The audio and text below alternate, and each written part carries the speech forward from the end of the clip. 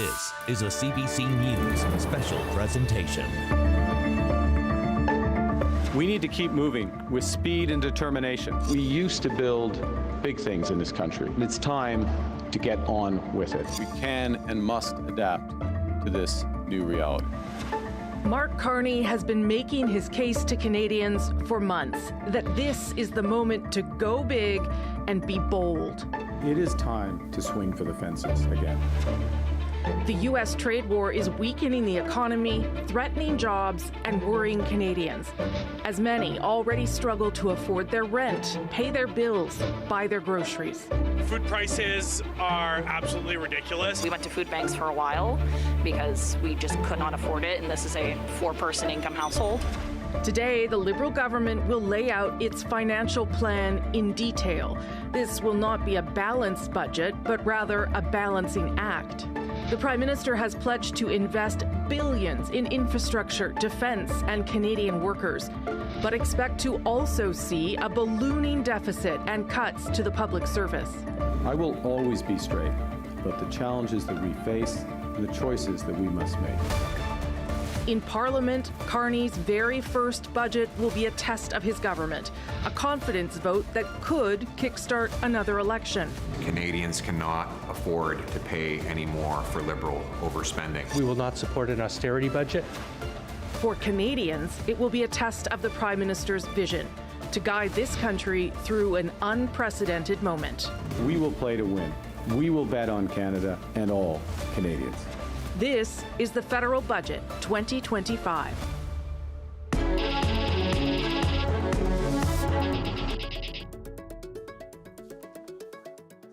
Hello there, I'm Rosemary Barton. Thank you so much for joining us on this important day. Welcome to the West Bloc, that is here on Parliament Hill, home, of course, to the House of Commons, where in an hour's time, the Finance Minister will table the 2025 federal budget. This is also Mark Carney's first budget, his government's first budget. He's been trying to prepare you, Canadians, for what they will find in it. He has mentioned sacrifices, but has also said that this budget will be a generational investment to meet the moment that Canada is facing right now. Here's what you can expect over the next couple of hours with us. In about 40 minutes' time, the Prime Minister and Finance Minister, François-Philippe Champagne, will meet just a couple of floors above me in the Prime Minister's office. We'll bring that to you live when it happens. Then at around 4 p.m. Eastern, Champagne will rise inside the House of Commons and formally table the budget. It's then that we can tell you what's in it. And we'll also bring you opposition reaction because, of course, this is a minority government. What the opposition parties say and think about the budget is important here as this government faces its first major confidence test in order to avoid a possible snap election, something that's always possible, of course, during a minority government. Our CBC journalists are currently inside what's called the budget lockup. They've spent hours reading through hundreds of pages of that budget document. And as soon as it is tabled, as soon as it is public at around 4 p.m., again, we will be able to explain to you what's in it, tell you what you need to know. And we'll, of course, bring you full analysis, including a special at-issue panel. So earlier today, François-Philippe Champagne commented on the budget and how he thinks it will be received by Canadians. So I think that people will be reassured in a way that we have made the right choices, that we're going to do that in a smart and compassionate way, preserving the key services that are dear to Canadians, and at the same time making sure that we become more efficient. There's a lot of things we can do. But overall, if you ask me, Canadians will feel good tonight. We're going to be okay as a country. CBC's Rafi Boudjikanian has been tracking this through the morning as we speculate and think about what we already know. What are we expecting to see in the budget from what has already leaked out, Rafi? Yeah, I mean, it's not all speculation, Rosie. Right. Of course, we're looking at two sides of a coin here. So there will be cuts in some sectors. Mm-hmm. We know to expect that because the government's been telegraphing that since June, talking about departments needing to find savings. We also know to expect a deficit, quite a deficit. Now, it was already at nearly 62 billion in the last fiscal update in December 2024. We've receives a lot of hints that it will be north of that now. And we know some of the big ticket items. So CBC News has confirmed that there will be a $50 billion infrastructure fund, and that will go toward things like housing or transportation or perhaps building local hospitals. Another detail we learned this morning was that there would be $1 billion set aside to recruit top foreign talent, including from the United States. And then there are the items we've known about for a while now because of previous announcements. So think of that $9 billion in defense spending, which the government wants to get to by March 2026 as part of our NATO commitments. Then you get to that $13 billion fund. Now that's about the Build Canada Homes Agency, the government getting back into the business of building homes, something we haven't seen in a long time in this country.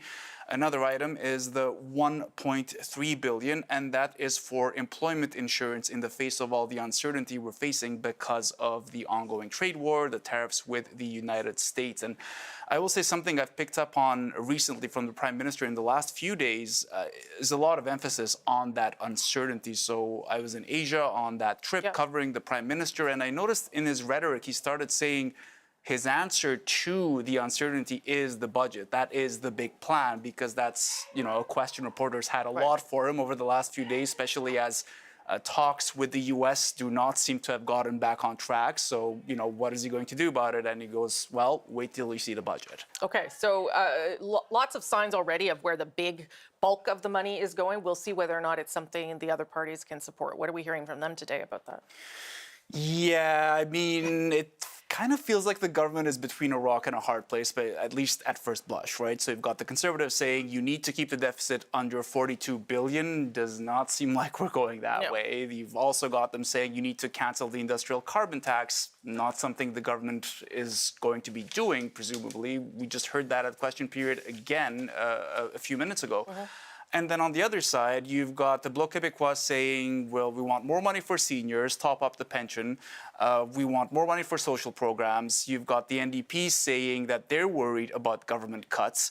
I will note, though, that some of these items, that $50 billion fund, that seems to be something that could please the NDP. That $1 billion fund to hire top foreign talent, well, the Bloc Québécois had something like that in their platform during the election campaign in April. They were saying, have a plan to get top talent here. So it looks like the government is trying to please some people. We won't really know till mid-November. That's when we will have that budget day vote. But a lot of suspense till then. Certainly, Carney was saying he's ready to fight an election over this. Well, we might get some hints today, although not maybe a clear picture of how everyone's going to vote. Rafi, you will be back with us in a little bit. Thank you so much. You're welcome. Appreciate it. Obviously, the government with this budget looking to boost the economy, grow the economy, facing pressures from the U.S. tariffs and trade uncertainty. The Bank of Canada Governor Tiff Macklem warning this past week that they are expecting, the bank is, weak growth in the Canadian economy right into 2026. It's now been more than 6 months since we have been living with U.S. tariffs. And while U.S. trade policy remains unpredictable, its impacts are becoming clearer. The U.S. has swerved to protectionism. It's harder to do business with the United States. That has destroyed some of the capacity in this country. It's also adding cost. So what is happening in the Canadian economy? How could the government use this budget to add some fuel? Brian Yu is chief economist with Central One Credit Union. He is in Vancouver today. Don Desjardins is chief economist with Deloitte Canada in Toronto. Good to see you both. Appreciate you sort of setting the stage for us as we wait to see what the government is putting forward. A lot of this budget really about the moment we're living in, the impacts of the U.S. tariffs, but also, the promises that the government made, Mark Carney made, to try and grow the Canadian economy. I want to get both of you to give me a sense of what the economy looks like right now. Brian, maybe I'll start with you. What would you say is your biggest concern right now? Yeah, well, I think first of all, it's clearly a big challenge. We have high unemployment rate, 7.1%. We're seeing an economy that structurally has been lower in terms of output now, just given due to the U.S. tariffs. So really, I think when we look at even a budget here, what we are looking for is something future-focused in order to see those infrastructure gains in the future. But overall, when we look at the overall unemployment rates, the lack of investment, a lot of business uncertainty, clearly just a challenging environment is likely to continue as we move through to the 2026 period as well. So Don Desjardins, if the government is going to spend billions, tens of billions in what it calls investment to try and attract capital and increase spur growth, what will you be looking for in terms of where that goes and how it will work? Well, I think the timing and also the signaling, are we going to see policies that are aimed at reducing all of the challenges that Canadian businesses face to get their dollars to work in the economy and actually earn a return on that investment in a reasonable good time? So I would say that's what we're really looking at. Yes, we know there's lots of money going to be flowing. What is that timeline? What specifically is going to happen? But also, how can we increase the incentive for Canadian businesses and for foreign capital as well, of course, to invest in our economy? Because as Brian said, that is a part of the story that's really been very challenged. And I want to ask you both about the deficit a little bit. I mean, that number is expected to be big, certainly upwards of $60 billion, maybe $70 billion.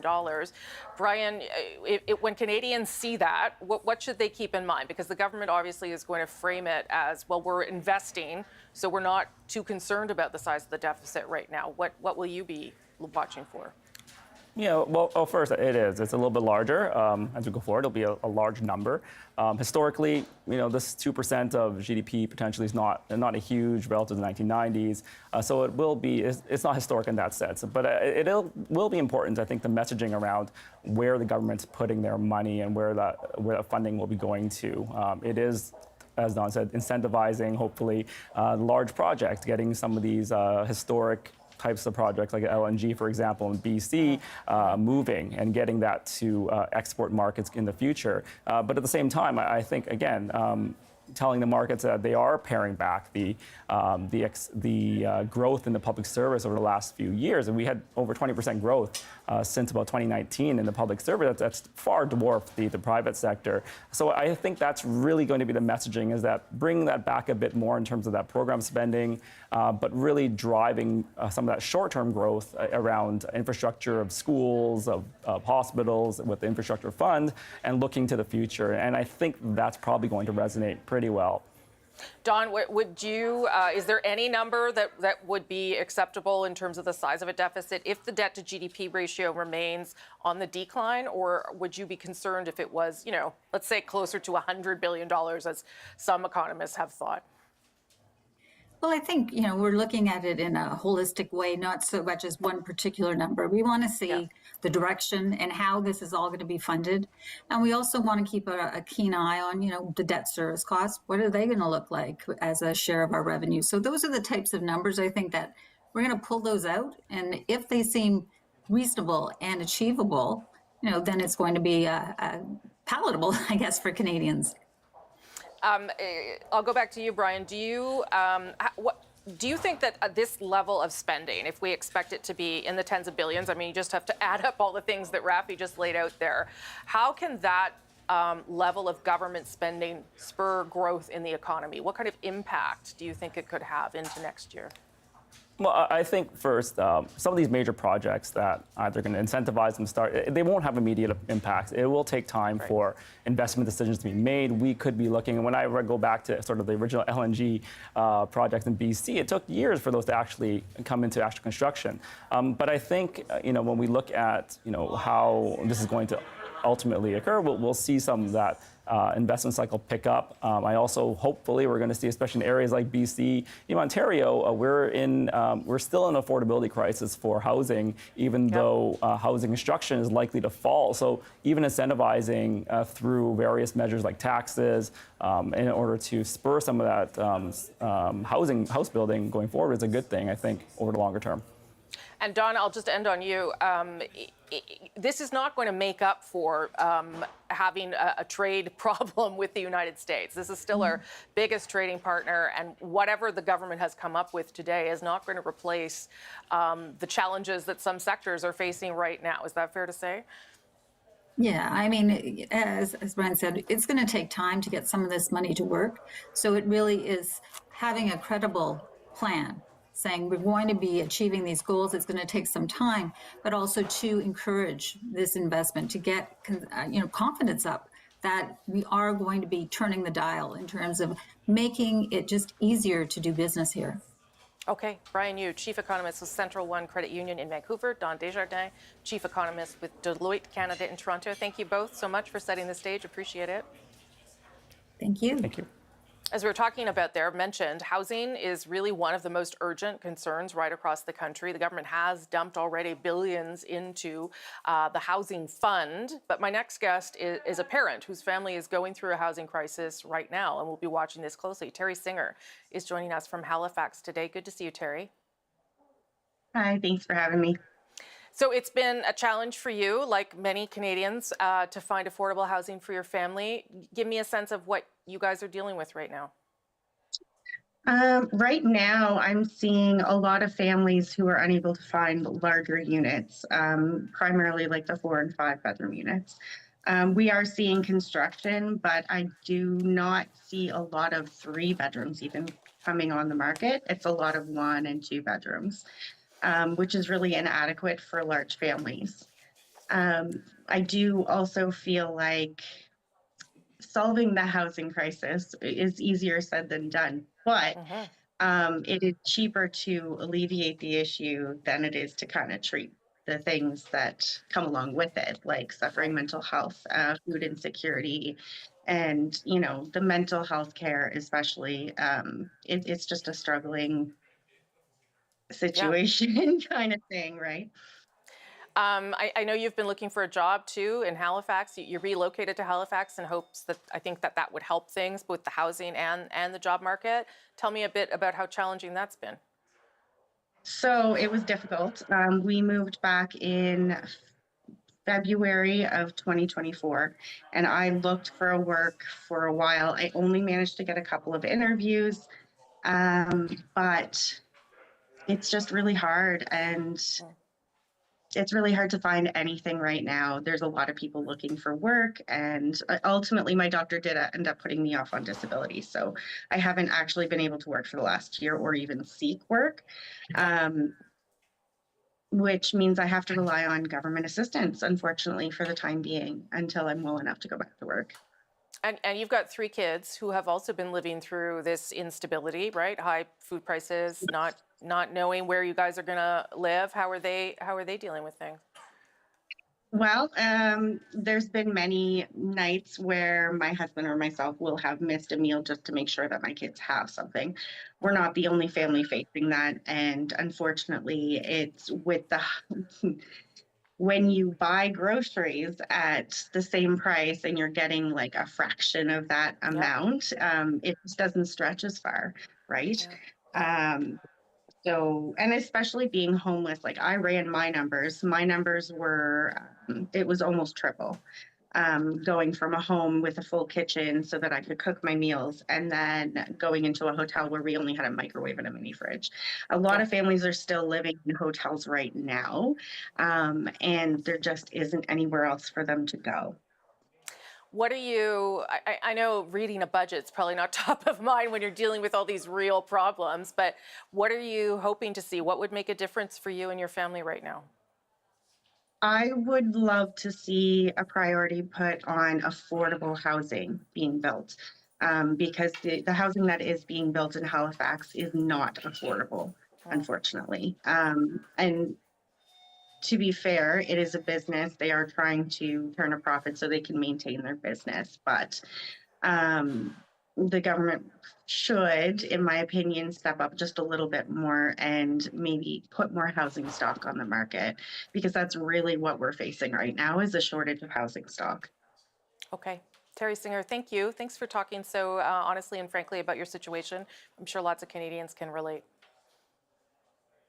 All right, thank you. Thank you. That's Terry Singer in Halifax, dealing with those affordability issues that are top of mind for so many Canadians, and we will see just how the budget addresses some of them. You're watching your federal budget 2025. We're going to take a short break. We'll be right back.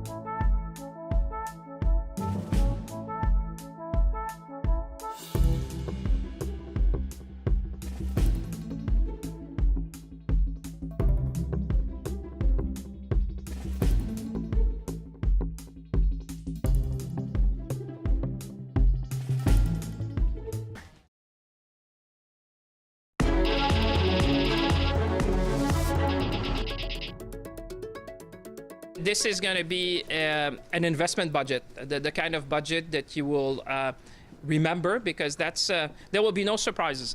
Canadians have asked us to build big, bold things. They expect us to do things differently. So we're going to make generational investments that will build our country. Finance Minister François-Philippe Champagne yesterday at a pre-budget tradition of selecting some new shoes ahead of tabling the budget is just tradition, but it can be a hint, symbolism of what the budget may hold. The theme of building things in Canada. Look, he's building his own shoes. Champagne visited a boot factory in Quebec to do that. He walked away with a pair of black Oxford-style dress shoes. In just over half an hour, he will table the first budget of this government, of Mark Carney's government, and the countdown will be on then for the Prime Minister, the government, to find some opposition support and avoid triggering a snap election, which would be the second of the year. The Liberals have 169 seats, a minority. That is just three seats shy of a majority, and that means they need to find at least 3 MPs to either support the budget or abstain to make sure that they survive the confidence vote on the budget. I am 100% confident that this budget is the right budget for this country at this moment. But the other parties are less sure. Leader of the official opposition, Pierre Poilievre, wouldn't say whether his party plans to support the budget or not, insisting he needs to read the document before deciding. I would like a zero deficit, but the Liberals have put us in this mess, and I work with what I got. A key demand the Conservatives have laid out ahead of the budget is keeping the deficit below $42 billion. The Liberals' best bets for those 3 votes or abstentions could be from the NDP. We have said that we want a budget that invests, cutting good family-sustaining jobs that exist in the public service at a time when we want to create jobs doesn't seem right to us. But, we're going to see where the cuts are. Davies says there is a scenario where some of his party's MPs, who represent 7 votes, could abstain. That option is not on the table for the Bloc Québécois. The party's finance critic says the party's 22 votes hinge on what the party says are 6 non-negotiable demands. If the government decides to not meet our demands and to let sick people in hospital without transfers and elderlies without pensions and first home buyers without a bit of help, we will have no choice, but that will not be our decision. Now, if the Liberals aren't able to secure those 3 votes or abstentions, Canadians could find themselves facing an early election. Are you prepared to fight an election on this budget? I'm always prepared to stand up for the right thing. So let's talk a little bit about the politics and what we can expect. Rob Rousseau is the Canada correspondent with The Economist, former CBC Parliamentary Bureau Chief. Ian Bailey, reporter with The Globe and Mail, and the CBC's Jason Markusoff is in Calgary. Some journalists that aren't in the lockup. Yes, And we're glad to have you all here. I'm going to start with you, Rob. In terms of your expectations, we've heard a little bit more. The Globe first reporting this morning about this big fund, infrastructure fund, spending fund. What are you hoping? What are you thinking we'll see in this budget? Well, I'm looking for a couple of things. One of them is political, and I think it's probably the most important given the electoral state. It's the first political objective I think that the Prime Minister has to make and meet with this budget is, does it give people hope? There is a dearth of hope out there. If you're young, if you're looking for your first home, if you're looking for your first job, if you're a steel or aluminum worker in Jonquière or in Sault Ste. Marie, if you're an auto worker in Ontario, you're looking for hope, or a forestry worker in the interior of BC. Does it give people hope that that is going to turn around at some point? Also, does it give international capital confidence, hope that Canada can get big things done? Those are the political objectives. Then the economic objectives are different, I think. Is there a credible sign that this government is going to reduce expenditures over a set period of time? And is he investing in things that actually generate revenue, increase productivity? Is there definite signs of that? Those are the 2 or 3 things I'll be looking for. Ian, how about you? That $50 billion fund is huge. I mean, maybe over 10 years, but it still would generate a lot of spending in communities and in provinces. It's a big piece of this budget, and one of the things I'm looking forward to is seeing Finance Minister Champagne get out of Ottawa. He's going to be in Montreal tomorrow. He's going to be in Vancouver at the end of the week. I'm going to be very interested to see how this plays out in Canada, watching reports from different parts of the country as he goes and tries to sell this budget, and also as the Prime Minister goes to sell this budget. This is a really compelling, important document in the story of Mark Carney, who was outside of elected politics like a year ago.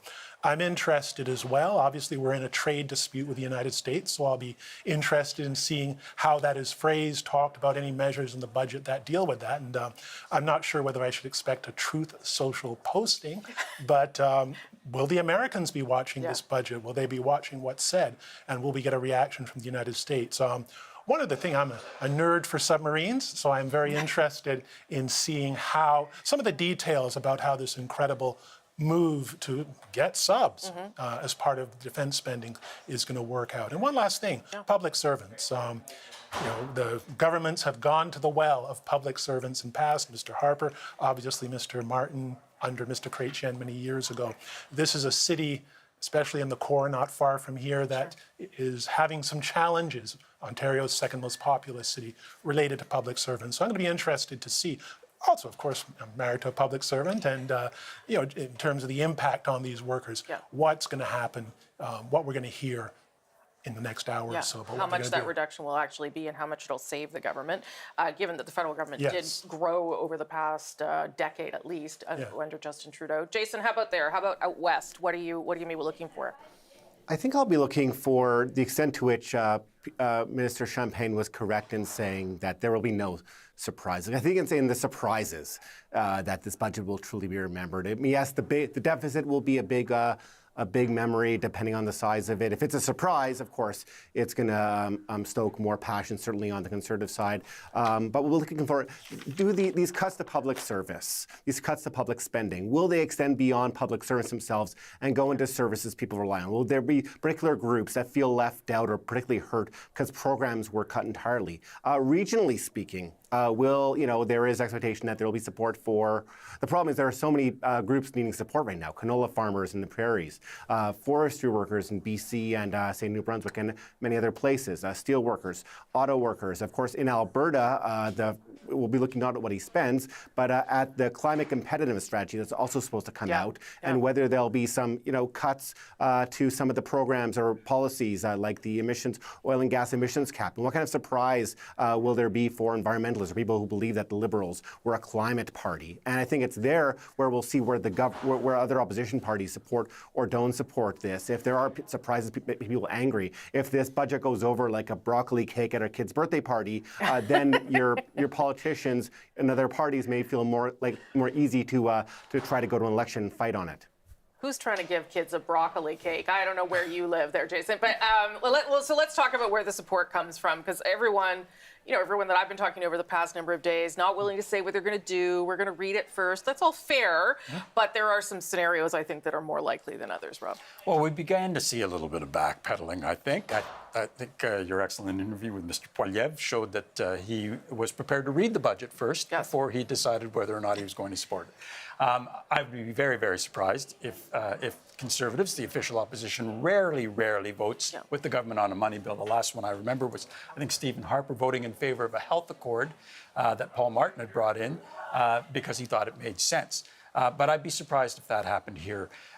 So there are lots of possibilities, though. The New Democrats are not exactly a party. Right now, they're not an official party. They're not a unified caucus as it is.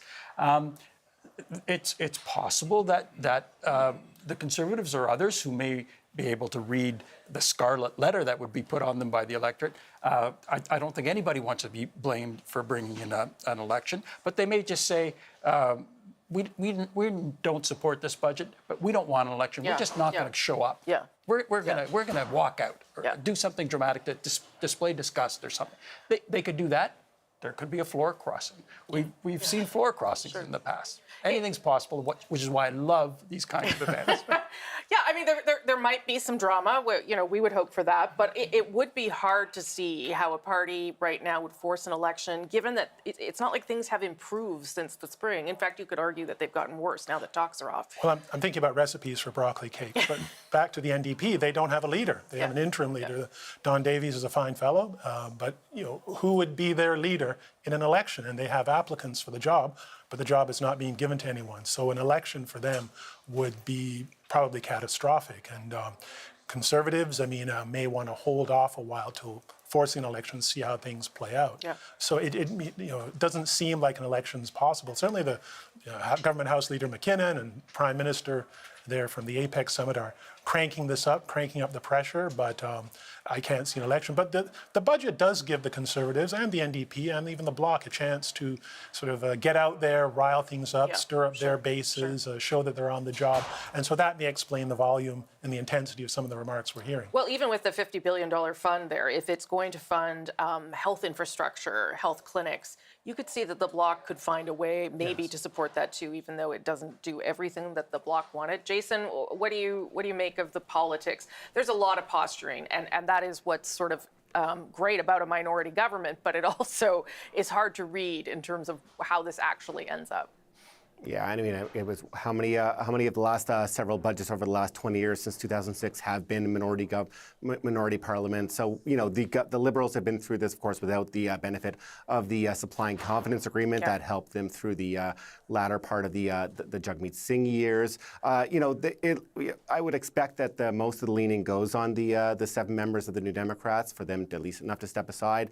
One other consideration that the Conservatives are going to have, while yes, they might not want to go to an election, people might see that as the worst broccoli cake of all, if I'm going to bludgeon that metaphor to death. But also, cast ahead to 2 months from now, or a bit more than 2 months from now, Pierre Poilievre is going to be looking for support in a leadership review from party members at the convention in Calgary, the national convention for the Conservative Party. And how many Conservative base who would like nothing more than for the Conservatives to dump the Liberals once and for all after 4 failed tries, will they have the stomach to accept this leader if this leader led to this Liberal government staying on and supported a budget that has such a high deficit? Rob Russo, Ian Bailey, Jason Markusoff, thank you all for being here and setting the stage for us. Appreciate it very much. Thank you. We are not too far away now from the tabling of the budget, under half an hour. And soon also we'll see the Prime Minister and the Finance Minister. They're going to meet briefly to exchange pleasantries because they both know what's in the budget. But you will find out in just under half an hour's time. The federal budget 2025 returns right after this. Stick around.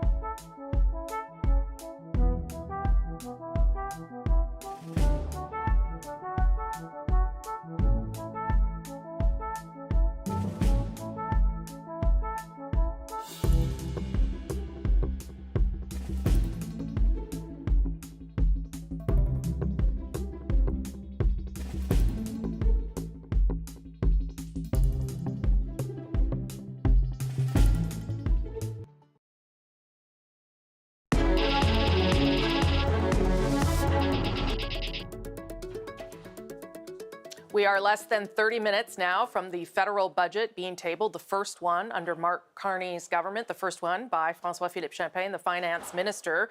A budget that is expected to create a much bigger deficit, billions more, but also, the government says, to invest heavily in the Canadian economy, to make it stronger, generational investment at what the Prime Minister has called a hinge moment in Canada. Of course, this is all happening with the specter of Donald Trump's tariffs hanging over the budget, right over the Canadian economy. Prime Minister Mark Carney had previously said, and continues to say, in fact, that Canada has the best deal with CUSMA still in place. But the president has called off negotiations, and he's threatened a further increase of 10% tariffs because of that ad that Ontario ran last week. And we need tariffs for national security, and they totally turned it around because they're getting hurt by tariffs and we're gaining by tariffs. We stand ready to pick up on that progress and build on that progress when the Americans are ready. What we can control, absolutely, is how we build here at home. And that's the focus of Budget 2025, generational investment here in Canada. That ad that Ontario ran has, of course, since been pulled, though using the words of Ronald Reagan about free trade that seemed to anger the president. The Prime Minister says that he did apologize to the president when he saw him during that Asia swing that he just got back from. And the Prime Minister also confirmed that he did tell Premier Doug Ford not to run the ad. So those talks, those negotiations, still at a standstill at this time, with hopes of getting back to the table when it makes sense or when the Americans are ready to do that. Part of the budget, of course, that we've been talking about is about generational investment. Those are the words the government has been using to describe it. It is expected to take place in the form of what the government is calling a climate competitiveness strategy. That will also be inside this budget. That is supposed to help Canada's various industries and economies stay competitive in a world rapidly turning to clean energy and electric technologies. As we stand by and wait for the Prime Minister and the Finance Minister to appear, I want to bring in someone who could talk about what that strategy could look like. Bentley Allen is the Vice President of Future Economy at the Transition Accelerator, and he joins me from Washington today. Nice to see you. Nice to see you. It's great to be with you. I may jump out if the Prime Minister and the Finance Minister appear, but let's start talking until that happens. So a climate competitiveness strategy inside a budget, or at least parts of it, what are you expecting that to look like? What kinds of things do you think will be included in that strategy? For me, a climate competitiveness strategy really means, a strong statement on that Canada is all in on a battery and EV supply chain strategy that goes from coast to coast, that incorporates critical minerals, but also ends in dual-use manufacturing for the defense industry. And I don't know if we'll see direct investments in climate action per se, but I think that we'll see a lot of different investments that can help us to advance climate while also increasing our geopolitical resilience and diversifying our trade. One of the things, I believe it's today, actually, that the EV review mandate was supposed to be over, the review part of it. I don't know if it's going to be referenced or dealt with inside the budget. But how much of the competitiveness strategy has to be about fighting climate change versus investing in future green opportunities? Yeah, I think the key for Canada is to secure a strong position in these future global green value chains, and that is what climate competitiveness ultimately is about when we get right down to it. I think that the investments that we need to see are ones that build out our value chain, but we're also in a very dangerous time vis-a-vis the United States and the rest of the world, and we need to be making the kinds of investments here in Canada that will build out those value chains and create economic opportunities for Canadians while we're doing that. So we can really advance climate action and secure all of these other objectives that we need to in the current moment, all at the same time, really. There has been some suggestion that the government might walk away from the emissions cap, the hard cap. Is that something you think might be in this budget, and how would you feel about that? I do think that's the case, and it's not necessarily a bad thing for Canada to focus a little less on abstract emissions reductions and more on the concrete, real actions that we need to take in order to decarbonize this economy. When I think about progress on climate, I think about concrete outcomes in the real economy. I think about the buildings that are going to actually be decarbonized. I think about the mines that are going to be built. I think about the electric vehicles that are going to be put on the road.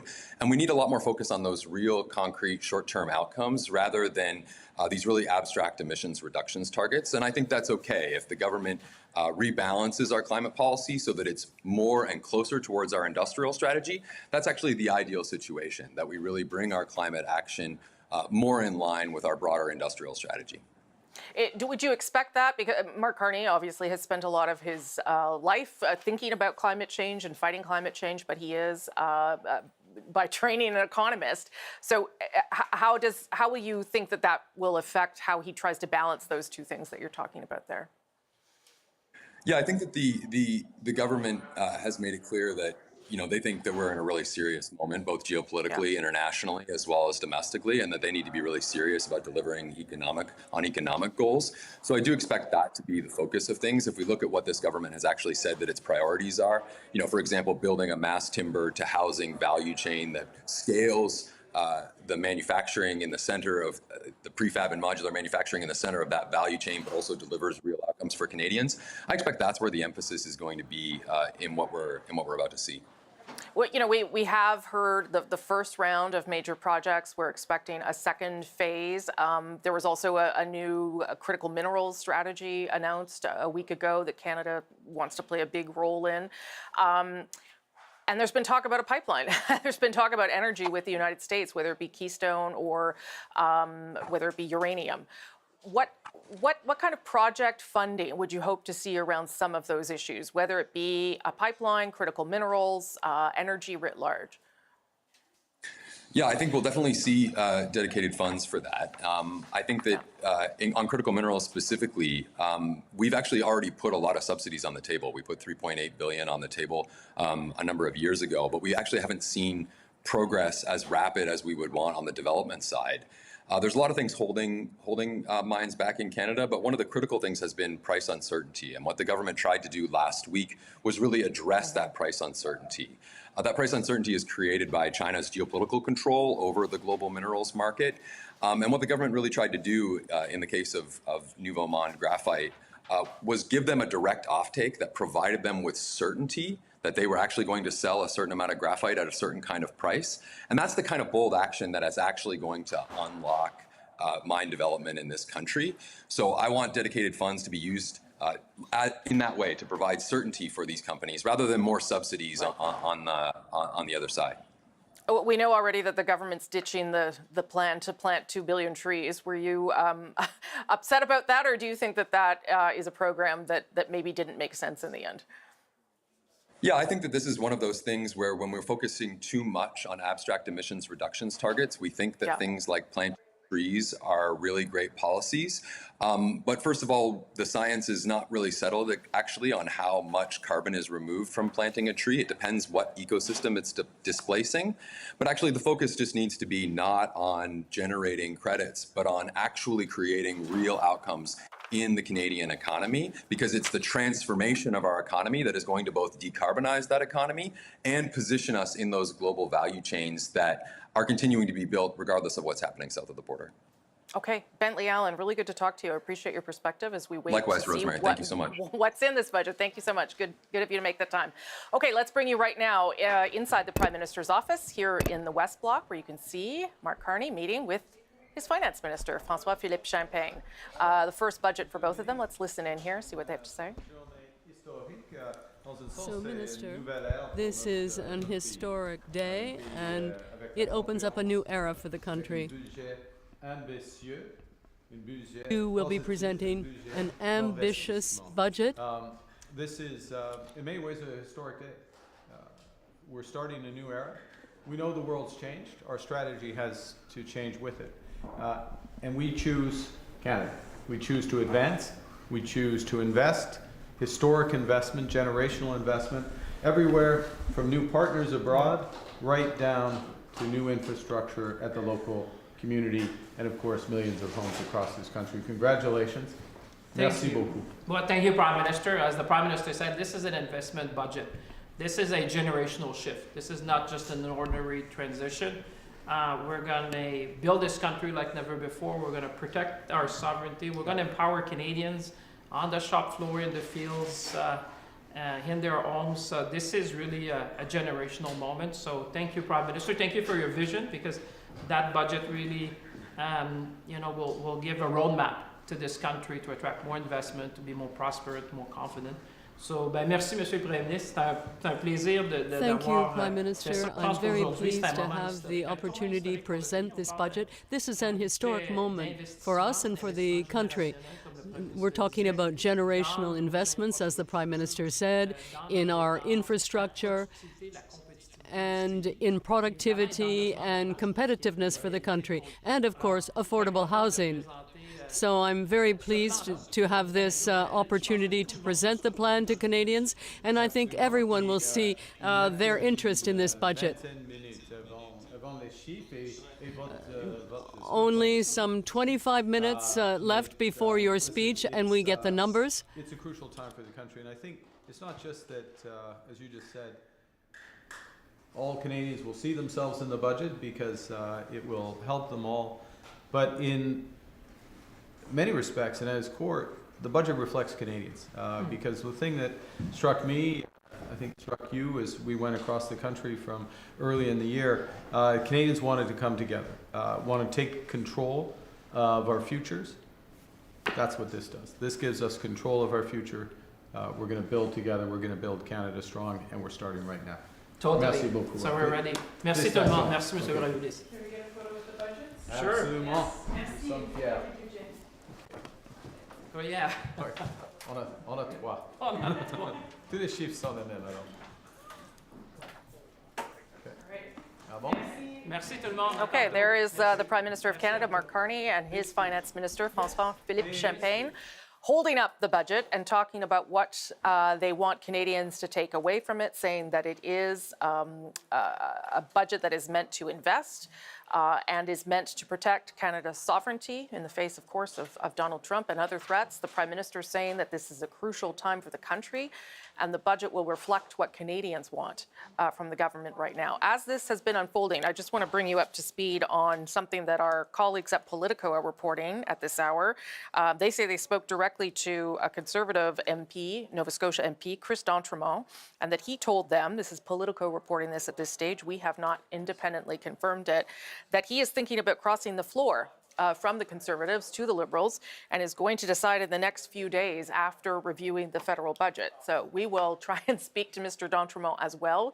There had been rumblings of a possible floor crossing, but this is the first confirmation publicly. It would be that there is indeed a Conservative MP thinking about doing that.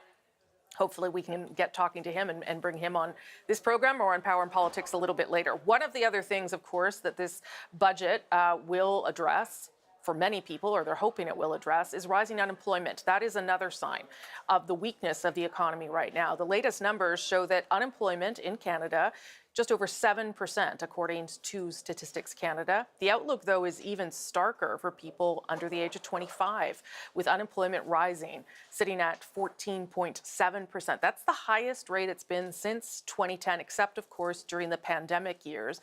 But it has been a struggle for a lot of young people, a lot of university students and others. Camilla Lemus is a second-year student at Carleton University, worried about the cost of living herself and her employment prospects, and she joins me here in Ottawa. Camilla, nice to see you. Hi, how are you?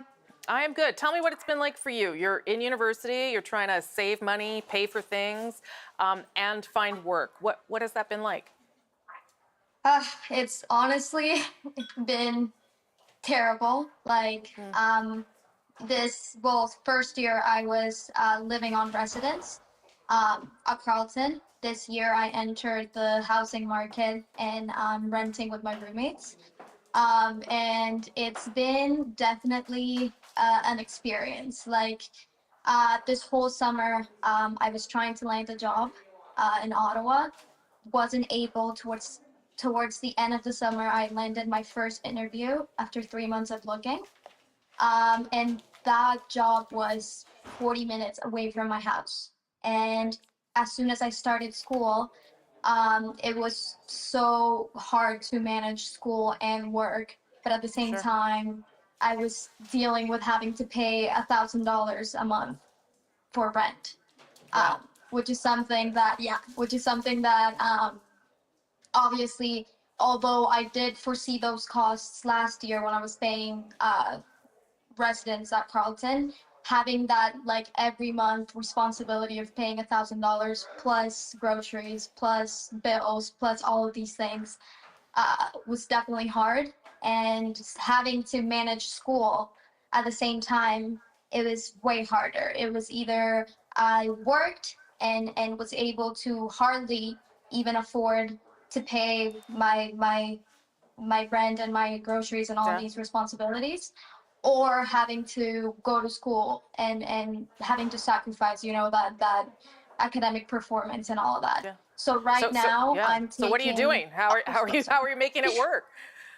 Well, right now I had to go down in my course load, which is obviously making me fall behind overall, but it's just like impossible to be able to work and also do a 5-course load or full course load. So right now I'm doing a 3-course load, and I'm still at my work, but it's what I'm making with my $17.50, $18 like an hour. It's barely anything for the things that I have to afford. So I do rely a little bit on O7 and student like help government or help from the government, but at the same time, like, it's not enough. It's definitely a struggle. Yeah. Will you be looking at the budget to see if there's anything in there that would help you? I mean, what would help you at this stage? Well, I know there's like they're focusing on affordability and housing, but at the same time I'm worried because I don't know if that's gonna tackle like students specifically. You know what I mean? Like, I feel like like housing is a crisis that we are all facing as Canadians, but at the same time, like, I was talking to my roommates, like, we're competing with people that are earning that are able to work full time and are earning way more than we do. You know what I mean? Sure, like, we're earning the minimum, the student minimum, and then we're having to afford $3,000 houses or rent every month. Yeah. You know what I Camilla, mean? I get it. Yeah, and it sounds stressful and probably not like a stress you need as you're trying to get through university. But thank you for telling us about it. We appreciate you sharing your perspective, and we'll see if there's something here that might help. Definitely. Thank you. Thanks, Camilla. Nice to meet you. That's Camilla Luz. She is a second-year student at Carleton University here in Ottawa. We are now about 5 minutes away from the Finance Minister entering the House of Commons, if all is on time. And certainly this Prime Minister likes things to be on time, and tabling the budget. Once that budget is tabled, that's when the CBC's David Cochrane, who's been in that budget lockup through the day, will be able to come out, tell us what's in it, and what will matter to you. Here's the Prime Minister and others making his way into the House of Commons, is it? No, it's other MPs, sorry. Other MPs making their way in, and staff members, as we get ready for this first budget by the Prime Minister, by Mark Carney, the first budget from his government, which we are expecting to be substantive, both in terms of spending and in terms of the deficit. Rafi Boudjikanian and Nisha Patel are joining me now for a last thought before things get underway. Rafi, I'm going to start with you. You were with the Prime Minister in Asia over that 10-day trip. What's your sense about how focused they were and are on this document to sort of set the trajectory of the government going forward, if they survive, of course? If they survive, Yeah. Very focused. I mean, both publicly in the remarks we were getting from Prime Minister Mark Carney and other ministers, and also privately, you could tell behind the scenes, those Prime Minister's office staffers, they were bleary-eyed. I mean, we would see them at breakfast sometimes just hunched over their laptops, not really talking to anybody. You really had the sense that they were working on this thing up to the last minute. And, keep in mind how this trip was kind of overshadowed by the halted trade talks with the U.S., right? Yeah. I mean, Carney spoke to U.S. President Donald Trump. At one point, journalists were asking the Prime Minister, well, what is your plan now? Because it looks like those halted trade talks are not restarting. And Carney would say, well, the plan is the budget, really kind of pointing people toward this document, toward today. Here comes the Prime Minister now. If we can just pop that up while you're talking, Rafi, as he makes his way inside the House of Commons. Of course. I saw some of his staff members, so he will be shortly following, I'm sure. There he is, with François-Philippe Champagne. Maybe we'll just listen. Floor crossing to your government. What do you say to that, A budget that everyone can support, a budget for the country for the moment. This is generational. Couldn't be prouder of my finance. We're ready. We're ready. Okay, You know, an investment budget, des investissements générationnels. We'll meet the moment. Okay, well, you can see there the theme of the budget, or the title of the budget. There always is one, Canada Fort or Canada Strong, which isn't surprising. That's been much of the language from the Prime Minister and his government since being elected.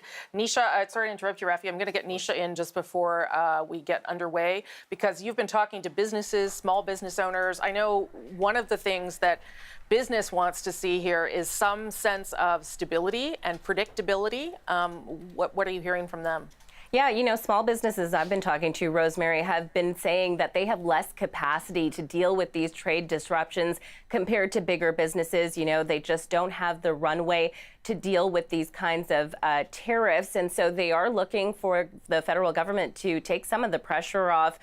We know that the government has already announced a $1 billion relief fund to kind of help them strengthen their supply chains and find new export markets. The wish list does go on, though. They're looking for the return of those carbon tax rebates from 2024. That would be about $630 million. They're also looking for a lowering of the small business tax rate and a lot of other changes. But of course, Rosemary, we know that budgets are about priorities, and not everyone can have everything. Nisha, maybe I'll just ask you one more question about Bay Street in terms of whether they are looking for something in specifically to try and, you know, spur capital investment or try and get other countries and bigger companies from outside of this country to invest here.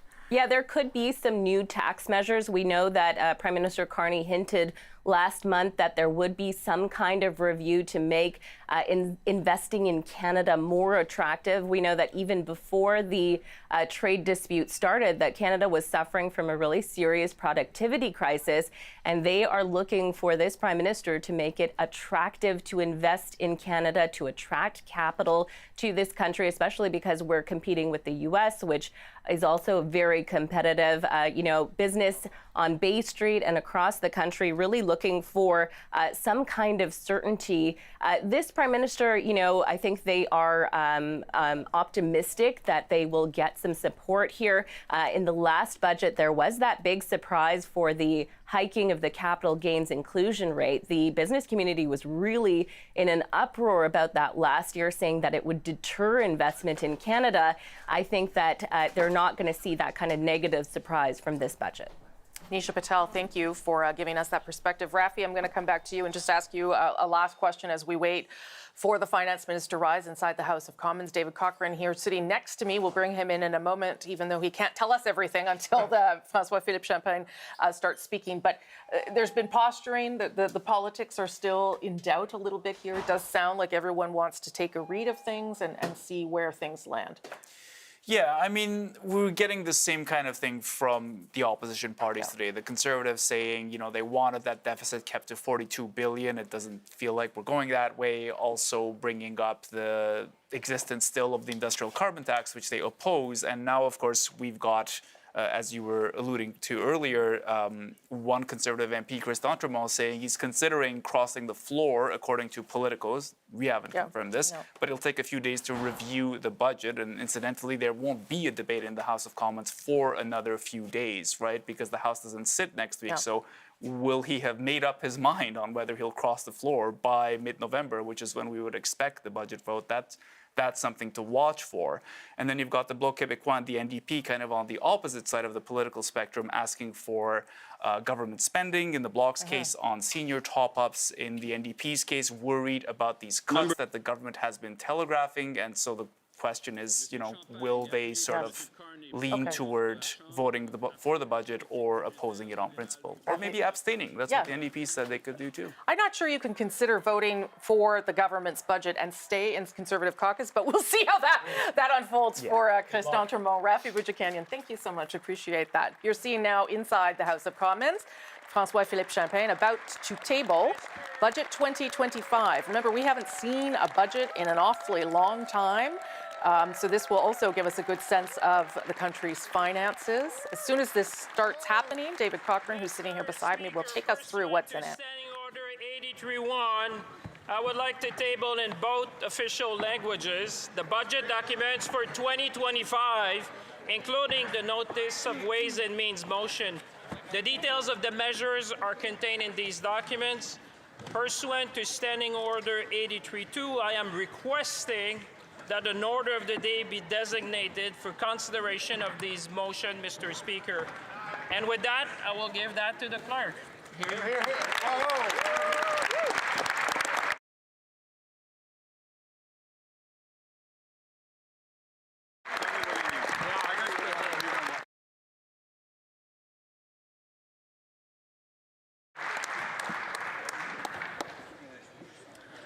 Monsieur le Président, honorables députés de cette Chambre, chers Canadiens, chères Canadiennes, le budget que je présente Okay, aujourd'hui the finance minister is on his feet, and he's going to take us through his speech, which we will dip into.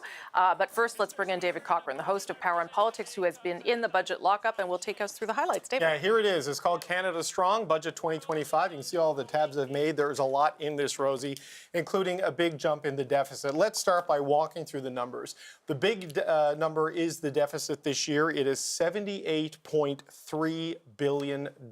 Now, that's not the $100 billion some people projected, but that's a heck of a lot higher than people are used to seeing in a non-COVID year, and it stays at an elevated rate in all the years after this, going out until 2030. You can see the $78.3 billion this year.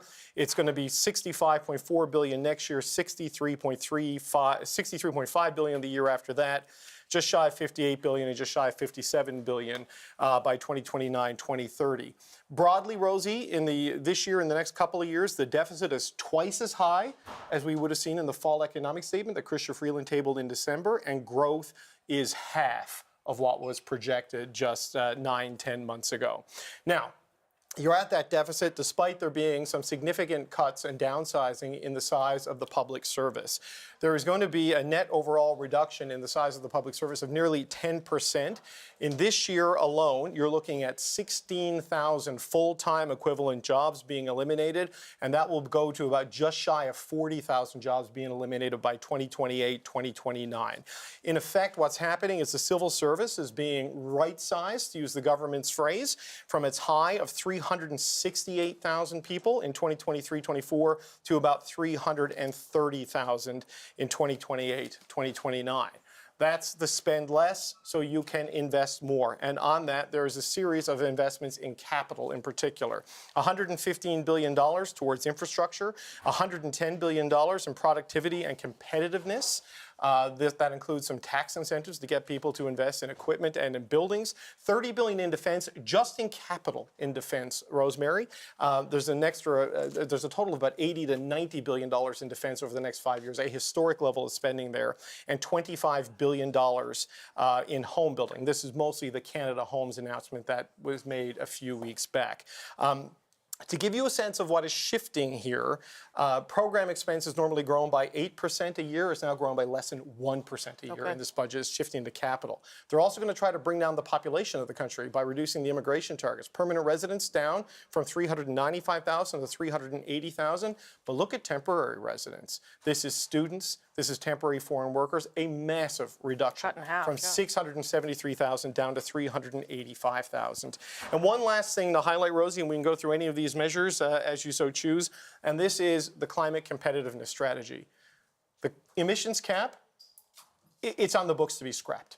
It's essentially, there's a couple of conditions that need to be met. They need to finalize the methane emissions reductions. They need to deal with the industrial price becoming the core of the plan, an agreement on a beefed up and strengthened industrial carbon price that then becomes the engine that drives down emissions as you move towards that 2050 net zero target. But some investments in carbon capture, some agreements on methane targets, and a move to an industrial price away from a regulatory system, you're going to see the emissions cap, which the oil and gas sector, the premiers of Alberta, Newfoundland and Labrador, and Saskatchewan have vigorously complained about over the years, that is going to go if everybody agrees to other methods that allows them to hit their climate targets of a net zero economy by the mid part of this century. So a 10% reduction in the civil service over the next number of years, billions of spending in capital and tax incentives, Rosie. The government says this will unlock about $1 trillion in capital investment. This is what they say is the generational transformation of this budget. we'll see. Yeah. It depends on a lot of things going right, including the major projects agenda. Okay, we are going to dip back into the finance minister in a moment as soon as you start speaking in English again. But let's just go through. I did want to just highlight this. I'm just catching up with where you've been all day. But there are social programs that the Prime Minister had promised would not be touched. And indeed, there are many things being protected. The Canada Child Benefit, the school food program, the disability benefit, old age security program, not surprisingly, $10 a day childcare being protected, workers' benefit, the Canadian Dental Care Plan also being protected. So some of those programs that were signature programs of the Trudeau government stick around. But what's interesting is the shift in budgeting approach that's outlined here is going to make it very difficult to expand social programs that require the federal government to pay or the federal government to cost share, because they've adopted two new fiscal anchors in this budget. One is a declining deficit to GDP ratio over time, not debt to GDP ratio, Rosie, as we're used to in budgets, deficit to GDP ratio, but also that the operating side of the government ledger, direct program expenses, salaries, that is budgeted within 3 years. They'll keep spending and borrowing for capital investment, things that spur economic growth, but not for program expenses and salaries, which changes the whole thought process of the finance department and the cabinet, in that when you make a cabinet proposal to go in the budget now, it has to have a capital component and an economic spin-off componment, unlocking private sector investment. Programs are going to be difficult to do without also cutting something else to pay for something new. So they project that they're going to save $60 billion over 5 years by reviewing what is in departments. So this is essentially the job issue. You got to go to page, I believe, 212 of the budget for those following along at home. You're looking at essentially, they've been doing this workforce renewal and what they call the CER process, which is the cost efficiency review. And that was defined essentially 15% in every department that could either be eliminated or reprofiled or moved to another department. And it's not going to be a straight across the board 15% everywhere. Some departments are going to get hit harder than others in these changes. But what's interesting, Rosie, is that with the workforce reduction, they say they can do a lot of it, the 16,000 full-time equivalents in this year, decline of about 40,000 between 2028 and 2029. There's going to be an early retirement incentive for people, 50 and up in different groups. It's too complicated and long to get into here, but essentially you'll be able to go take your pension early without penalty if you qualify and hit these targets. So this is a way they're looking at reducing the size of the civil service without direct layoffs. Okay, let's thank you so much for that, David. We'll take a minute and listen a little bit to the Minister of Finance and come back. Needed for Canada's future. We chose a different path, Mr. Speaker, a path that believes in Canada, a path that invests in our country's future, a path that reinforces Canadian values, a path that makes us less resilient on our trading partner, a path that allows us to be master in our own house, Mr. Speaker. We chose Canada.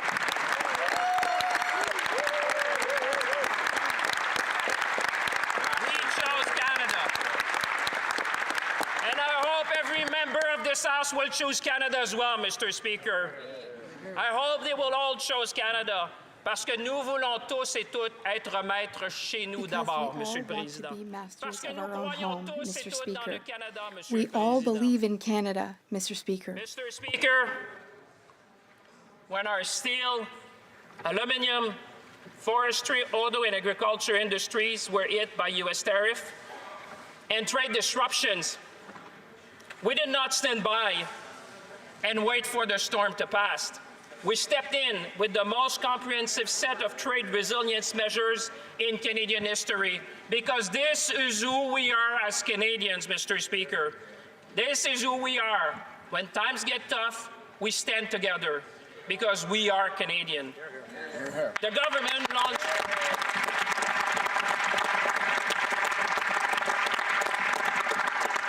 The government launched the Strategic Response Fund that my colleagues have been leading, allocating $5 billion to help sectors impacted by tariffs to adapt, to diversify, and to grow.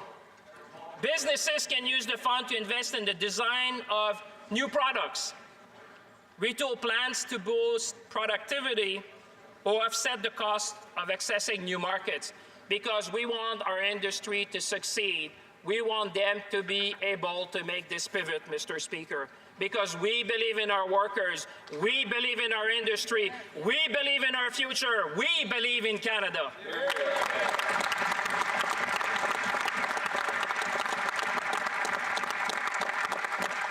Nous avons également mis en place un programme de liquidité d'1 milliard. We have also introduced a $1 billion liquidity relief package to help small and medium-sized businesses, because these businesses help our great country Okay, that is grow. a little bit of the finance minister delivering his speech to explain Budget 2025, which includes, yes, billions of dollars in spending, but also an attempt to rein in government spending by cutting 16,000 jobs in the public service this fiscal year. That's 4.5% of the workforce as of March 2025, and going up to a decline of about 40,000. 10%, I guess, from the peak at 2023-24. I'm going to bring in Sharon D'Souza. She's the National President of the Public Service Alliance of Canada. Nice to see you. Thank you for making the time. I know you're just sort of getting caught up here, and I'll bring David in because he's actually been reading it more than I have, as I am also getting caught up. But you were expecting cuts. Were you expecting numbers this big, 16,000 full-time positions? Well, we were expecting cuts, and without a doubt, when the minister made the announcement that they're looking to go back to pre-pandemic numbers, when we looked at the juxtaposition, we're talking about 70,000 jobs. So we had an idea that there would be a cut, but I truly believe that these cuts are drastic. I believe that there should have been more work done and consultation done before such an announcement is made. It does sound as though there will be, according to David, an attempt to push people towards retirement, attrition. Packages, I guess, will be offered to people without penalty. Does that soften the blow in any way? Not at all, because who can retire in this economy? Let's be really honest. People are having a difficult time making ends meet. And in some cases, especially smaller communities, these federal public sector jobs are what keeps this economy going. David, any questions for Sharon? Yeah, I mean, there's a line here in the budget that says this is a transformational time for the public service to revisit how we work, how we can improve services to Canadians, and how we can build for the future. A leaner public service is a more empowered and productive public service. The net size of the workforce by the end of this process, according to the government, by 2028, 2029, will be about 330,000 employees. So a reduction of about 40,000 from peak. You mentioned a 70,000 number. This is 40, so it's not quite all the way. It's a little over half. Well, there's a problem with just that number, because we did our own polling. And what our polling has shown, that the majority of the Canadians that we polled said, you know, that they would rather see this government focus on making their lives more affordable. And they're concerned about cuts to public services because 64% of them believe that they're already strained. Right, but the public service did get large, particularly during the pandemic, and the government's point is this is bringing it back to a size that is more manageable, given that taxpayers are paying for the public service. Without a doubt, but what they want is services right now when they are in a time of need. They truly believe that the services will be impacted by these cuts, and I have to say I agree with them. And my only concern is we have a lot of challenges coming our way. And when we're talking about transformation and this innovation that they want Canada to be in, it's great, but it's federal public sector workers who actually do that work. And so when we're talking about streamlining, we're talking about infrastructure, we're talking about transformative public services, this is great. But every department and agency actually connects with each other. And so right now, with the blanketed announcements, there needs to be more work done, because when you cut one arm, guess what? It doesn't mean that work automatically transfers to another area. One more thought from David. No, you know, but in talking to officials inside the budget briefing, the lockup as we call it, that they held for journalists today, there was a concession that there's been a problem with execution on a lot of the infrastructure programs and other things that they wanted to do, that the public service, as large as it got, wasn't delivering on the execution of some of these programs. And I guess their view is that a leaner, more focused, with a fewer number of priorities could be more efficient? I mean, what's your rebuttal to that? Because I'm sure you're not going to agree. Well, what I think is, I've been here before. I've been here under Harper. I've seen the public service be cut and chopped and dismantled. I've seen what happens when it doesn't work, and I've seen them staff up. And right now, just last year, I can say in 2024, 10,000 jobs have been cut. And guess what? We are not making our call center, I guess you can say the phone calls aren't being answered because there's not enough people. And there's an impact on that. And they're hiring up again. And there's also mandatory overtime that's happening. So for me, when we're looking at a public service, you need to have the right people in the positions, but you need the bodies there. And these cuts, to me, could be seen as performative. Because if the services aren't being delivered and you don't have the bodies there, then what's next? Okay. Sharon D'Souza, National President of the Public Service Alliance. I'm sure we'll speak again. Thank you for your initial thoughts on this. I appreciate it very much. Thank you so much. Thank you. Okay, want to bring back David just to go over some of the points there that you flew through the first time. Sure. Let's go back to some of the spending measures in terms of how the government plans to attract capital investment and where they think that's going to come from. Yeah, so there's a couple of things here, Rosie. There's about $280 billion in capital investments that they outline here. Some of this is carryover of measures like accelerated write-off of equipment purchases, computer upgrades that Chrystia Freeland had in her fall economic statement of December 16th, 2024, which got overshadowed by something else she wrote that day, being her resignation letter. But there is some expansion on that, and this is on the tax side. And Peter Armstrong will be here to get really deep into this later. But they are giving immediate expensing for manufacturing and processing buildings. So essentially, if you're getting into the critical minerals game, if you're getting into the extraction game and you need to build a building for processing, or if you need to retool, say, a car operation into a different type of operation, there's a tax incentive there that in a lot of cases will reduce the effective net tax on some of these things down to zero. There's also an accelerated capital cost allowance for low carbon liquefied natural gas facilities, which is interesting. In the first tranche of the major projects, you know, that is a key part of this whole economic plan for Mark Carney. There was some natural gas components to this. They're now having a lucrative tax incentive here for low carbon natural gas, and the lower your emissions, the higher the credit you get. And it's not based on a benchmark, it's based on how my LNG plant competes with your LNG plant for lower emissions, and you qualify then for the incentive. But it's a key thing, and Peter will explain this a little bit more, but on the manufacturing and processing side, this ability to write off the buildings you need to build for business expansion and write off the equipment that you need inside of it right away, it has the effect of lowering what's called the meter, the marginal effective tax rate, for manufacturing and processing to 0.4%. It's 12% in the United States. This is a competitive advantage they're hoping to get for the hard-hit manufacturing sector, where we've lost 30,000 jobs as a country, as an incentive to keep operations in Canada and maybe expand into some of the Canadian-only opportunities. Okay, let's dip back in, if we can, to the House of Commons, where the Finance Minister is delivering his speech on Budget 2025, and we'll come back and speak more with David. And I know, although the Conservatives are silent in their heart, they support that, Mr. Speaker, because I know that they will take the break week to go around and tell their constituent how great we're going to see this country and all the investment we're going to see. Hear, hear. And I know in their heart I can see them. Canada is one of the best places in the world to invest, and we are going to make it even better. This fiscal strength allows us to make historic investments, not only today, but also for future generations. To Canadians who feel the strain of these times, our message is clear. We will not back down. We will be there for you now and for as long as it takes. We will do what Canadians do best in times of need. We look after one another. We help each other. That's the Canadian way. That's our way, Mr. Speaker.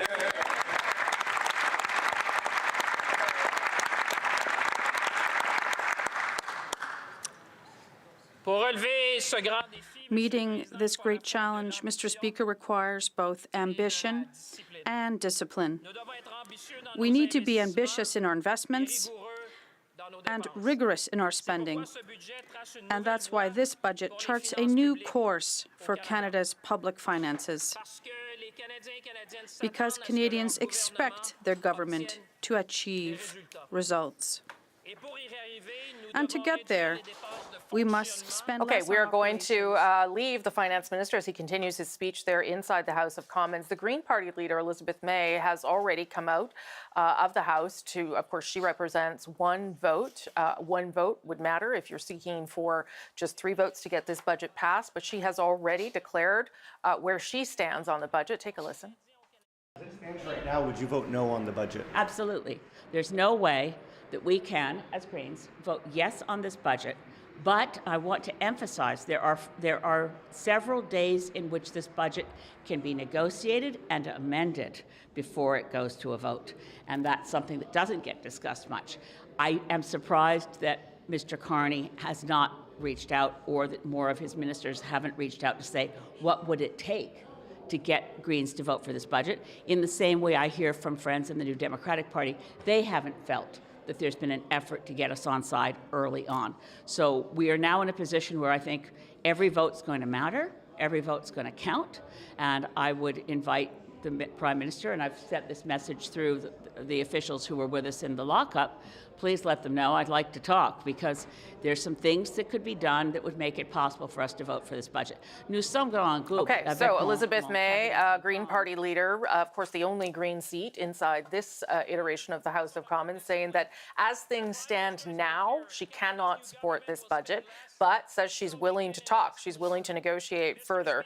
Let's just go back, David, through what is, I want to come to the infrastructure moment, but just in terms of what is there for climate and what would be, I guess, the biggest problem for Liz May would be probably ending the oil and gas emissions cap. But to your point, they are moving to strengthen the industrial carbon pricing system. So I'm speculating as to what would upset her there the most, but they're putting all their eggs, if it were, into industrial carbon pricing rather than the hard cap, which had been causing problems for so many people in Alberta. So it's an if-then scenario. Right. If the country can agree on develop a post-2030 carbon pricing trajectory, we can get to a point where you don't need the emissions cap. And this is something even champions of emissions reductions have said to the government, not to do an emissions cap, because you're bringing regulation into what they want as a pricing and market-driven solution. So essentially, the plan is the government's going to sit down with the provincial and territorial governments and setting up a multi-decade industrial carbon price trajectory. Long-term certainty heading towards the net zero target by 2050. This is what all at the Conference of Partners, COP, they agreed to, is to get to a net zero economy by 2050. But this only happens, they'll only get rid of the cap if this happens. So this needs to happen. They need to agree to a stronger benchmark and backstop in that if, I don't know, Ontario falls below it, the government moves immediately, puts it in and lets everybody know, no, we're coming in, we've all agreed to this, let's go. Okay. If they agree to that, if they agree to movement on methane emissions, movement on the clean electricity regulations, because there's a series of tax credits that were announced in earlier budgets that are now implemented in this one that will give you tax write-offs for investing in clean electricity sources, moving away from fossil fuels. So if you can do the methane, if you can do the electricity, if you can agree to an industrial carbon price on a long-term horizon to give certainty, then you can get to the oil and gas emissions cap. And it says effective carbon markets, enhance oil and gas methane regulations, and the deployment at scale of technologies such as carbon capture and storage would create the circumstances whereby the oil and gas emissions cap would no longer be required. So the Pathways Carbon Capture Project is a big thing, and people like Daniel Smith and Scott Moe and Tony Wakeham, the new Premier of Newfoundland and Labrador, the 3 main oil-producing provinces, agreeing to an industrial carbon price with a 2050 horizon to get to net zero. That can make the oil and gas emissions cap go away. You'd still pay for your pollution in that sector, but you don't have to hit a certain emissions thing. And this goes back to what the Prime Minister's been saying. I'm interested in results, not necessarily specific policy instruments. And I think this has been part of the overtures to Daniel Smith in the private conversations that has her more positive lately. So Liz May not in favor of what she sees there when it comes to the environment, but frankly, the government may not need the Green Party leader and may not want to negotiate on that strategy, given some of its other plans in terms of investment and indeed the things that it wants to put in place for for infrastructure spending, which we will talk about with David in just a moment. But first, I want to bring in Sahir Khan of the Institute of Fiscal Studies and Democracy, who was also inside the lockup, and he joins me now. Nice to see you. Same here. Give me your overall impressions here, Khan, of what you take from this budget. Is it indeed, as the government wants us to believe, a budget meant to invest and spur growth in this country? Well, I'm not sure it's generational, but it really feels like a pivot. I think after a decade of social programs and wealth transfer, we see a government that's actually pivoted towards both defense and its NATO targets, but also with an industrial strategy to really start to counter the threat from our closest ally, which is weaponized trade, and embarked on very aggressive industrial policy. So we really see that as a response and a focus on capital, which will have some long-term consequences for the way the federal government budgets and how it interacts with other orders of government. What do you think is the move here that will attract all of this private investment that the government wants to see? I'm sure it's not just one thing, but the sense that you get from the budget in terms of how that will happen. Yeah, I think that the idea here is that the federal government's looking to get leverage. I don't want to use the word catalyze. I think they use it 20 times in the budget, but they're looking to try to crowd in investment from the private sector, from other orders of government, and get leverage. And it's really the spark plug to try to see if we can hold on to our industrial sector and start to encourage Canadians to invest here, to have plants move to Canada and to have plants expand here. And that's creating a favorable tax environment, to provide targeted subsidies, and to provide some investment dollars that will hopefully attract others and make this kind of a target destination for capital. What do you make of the size of the deficit? Certainly it's not as high as $100 billion, which had been the fear, but it's not small potatoes either. It's not. And, at the IFSD, I think we had a range of about $75 to $90 billion, and they're kind of coming at the lower end of that range. I think we've kind of normalized larger deficits, and I'm not suggesting that's a good thing at all. But I can also tell you that any other G7 country would gladly trade places with Canada right now. I don't think this is going to move the needle on our credit rating with bond rating agencies. So I don't think we should look at it like it's a great number, but it's also a consequence of an anemic economy, a slow economy, the necessary responses. And if you're going to, it's going to create a bit of a deficit. I think in the longer term, the federal government looks like they'll remain fiscally sustainable, but I also would suggest that there's not a lot of room left for large program spending, big transfer increases to the provinces. I think those days are over, and I think we've had, as David has said in the lockup, this is the third, black swan event, and so the Treasury, the powders, the dry powder has kind of been spent. So this is going to have to work, and the hard work probably just begins now, which will be execution. Yeah, the how, I agree, because that's the part that I'm never quite clear on how it's all going to happen. The spending review and the number of the amount of money they're hoping to save $60 billion in savings over 5 years, largely coming from getting rid of public sector workers. Was that bigger than you thought? Do you think it's adequate? What did you make of that? I think it was smaller than I thought. I suspect the government probably started with a deficit target in mind and kind of worked backwards and decided, what's the minimum number they have to take out of the public service payroll to make these numbers work. If we combine the natural attrition numbers with maybe some of the packages that get offered and some of the reductions they've already had, I don't think 40,000 is a really insurmountable number. And I think it probably can be done, as the minister says, with some compassion. I think it's the tip of the iceberg. I'm really hoping to see this government do reviews on an ongoing basis. But I also think that before Parliament has to approve the main estimates, the government's going to actually have to present a much more granular picture of how every department's going to achieve their target. As modest as they are, we didn't see that detail in the budget. It's really lacking, and I think it'll be very hard for the House of Commons to approve main estimates without knowing what service level impacts we could see in each department, how they're going to lay off people or make those adjustments, and what programs ultimately get affected by the cuts. Let me end on this. If this is a document that is, you said it wasn't generational, but it's also supposed to be a budget to meet the moment, the hinge moment the Prime Minister says we're in, the crisis we are facing. Does it do that? Yeah, I think within the resources that are available and the political constraints we have, it meets that hinge moment. But I just think that it's not like this is going to be a very quick response and a quick remedy.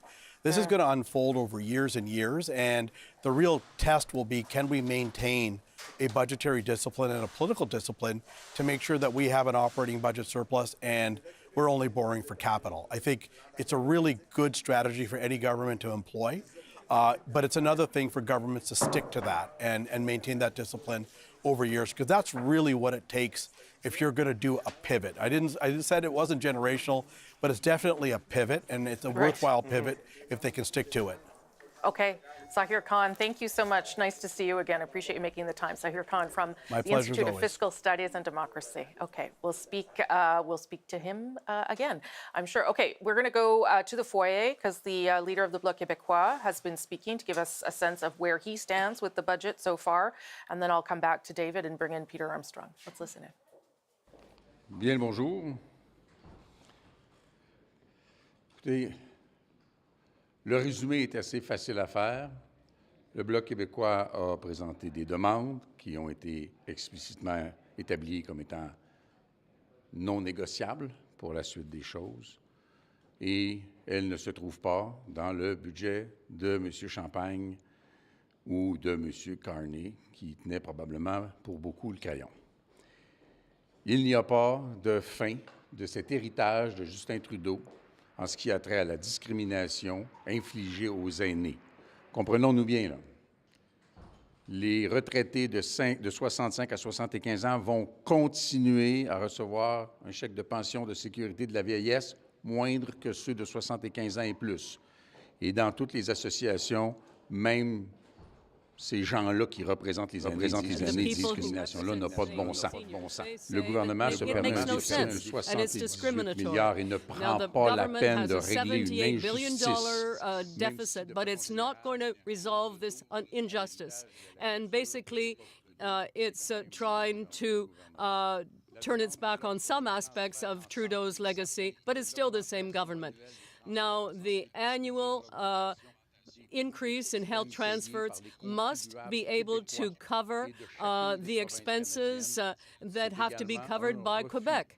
And there again, we see a refusal by this government. So year after year, the Quebec government will continue to be unable to make the payment associated with increased costs for the healthcare system in Quebec, and that applies elsewhere as well. In terms of infrastructure, $75 billion, only $9 billion is actually new money. $9 billion over 5 years. What exactly do you expect to do with that when the needs are so huge? Okay, that's Yves-François Blanchet, the leader of the Bloc Québécois. The reason we're dipping into all of these reactions, of course, is because this is a minority government, and the government's going to need at least 3 votes or 3 people who get the flu when that vote comes in a couple weeks' time. Certainly sounds like from the beginning of what Yves-François Blanchet is saying there is that the government didn't meet the 6 non-negotiable demands that the Bloc had put forward. We will wait to see whether he gives a definitive answer or whether he says he will look at it. Can tell you as well that the NDP has just put out a release, and we'll bring you some of their interim leader when he emerges, saying that this is a critical budget, it comes at a critical time, that the New Democrats understand that they were sent to Ottawa to work for workers and families. They will begin the work of judging whether it meets the needs of Canadians. There are measures that are welcome, says the NDP, that have been advocated for, but there are measures, he says, that are a step in the wrong direction. So the New Democrats are going to take some time and look at it and see whether or not they can support it. So at this stage, we don't know how this is going to go, but it does sound as though some people have some things to look at and consider. Let's bring in CBC's Peter Armstrong, senior business correspondent. Sort of keep you waiting. There's lots going on. There's a lot going on. There's a lot going on. Give me your take on what this does to the business environment and sort of the fiscal picture of the country right now. I think there's a couple of things. The environment that it comes from is still very perilous, and there's not a ton in this that addresses what happens if things get worse and not better. This offers a plan to how to get out of the mess we're in into a better place. That plan comes with a high degree of difficulty, and pulling it off is going to take both time and execution.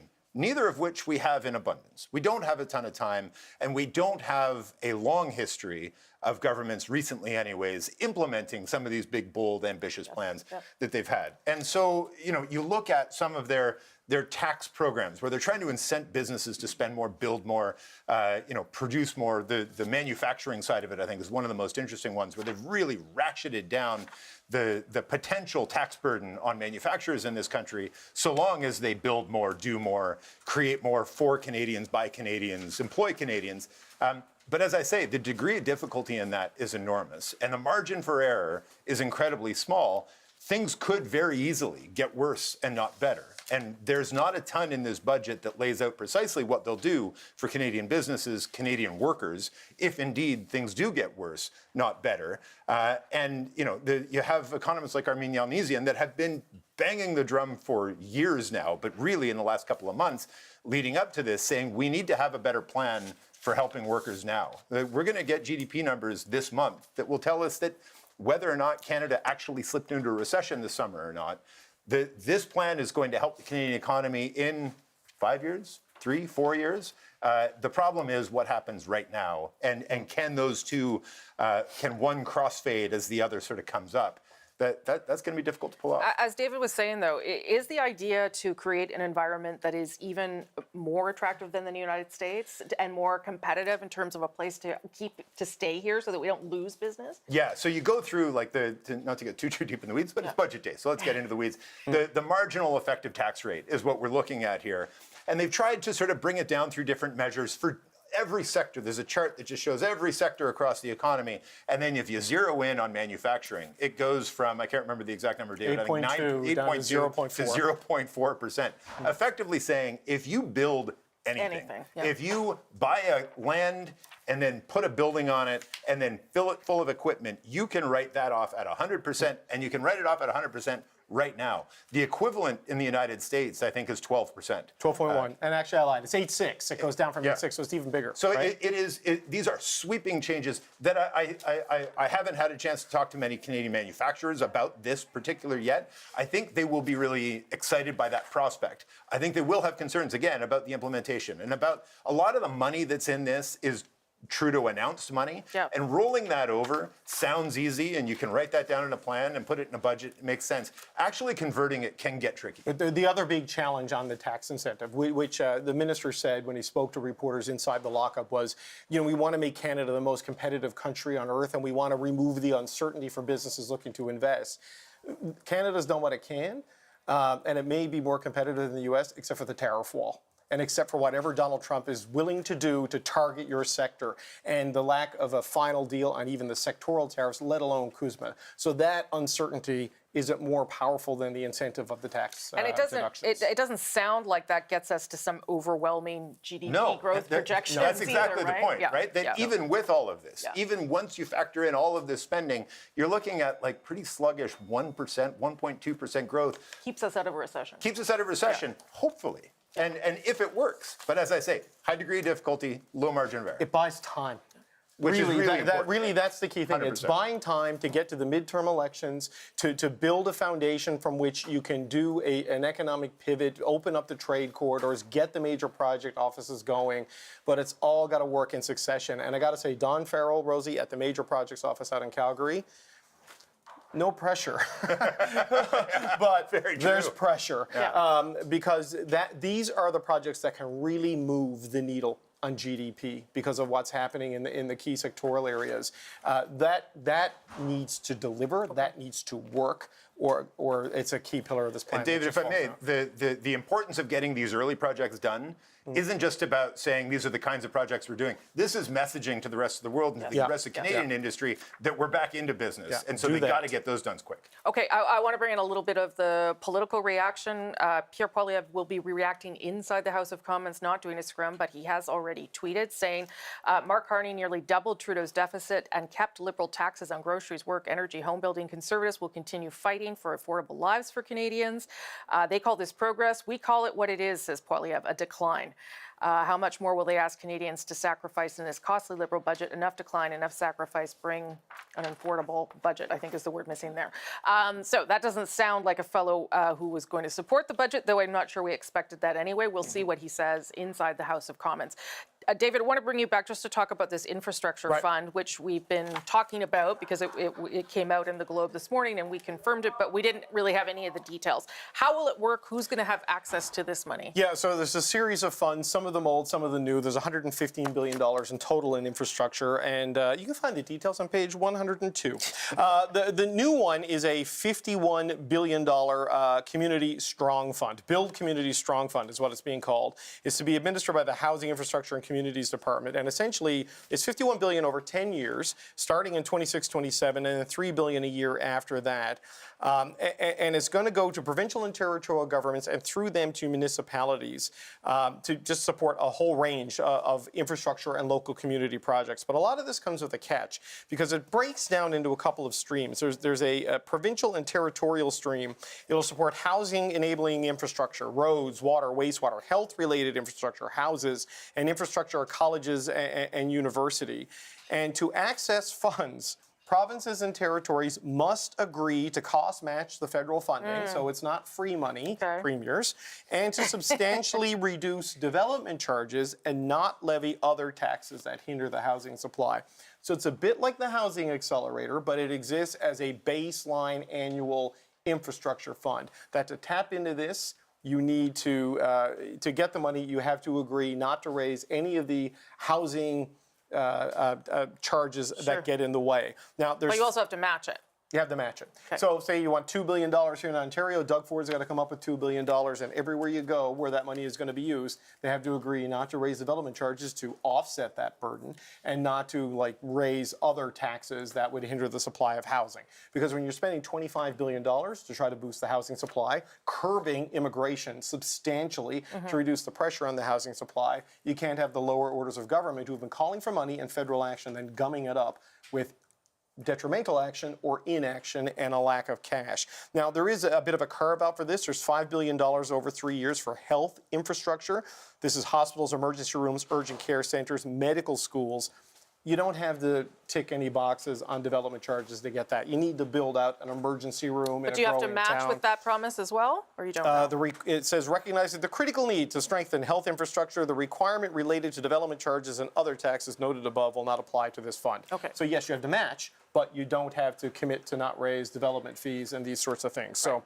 So there's a blend of it, but you can see this all adds up to about $280 billion in infrastructure and capital investment that they're putting in here. There's $80 billion for defense, $30 billion of it is capital. Some of that's going to be dual purpose in the north. Roads, for example, to get to a military base could also be part of the passageway to a mining site or to a critical mineral facility.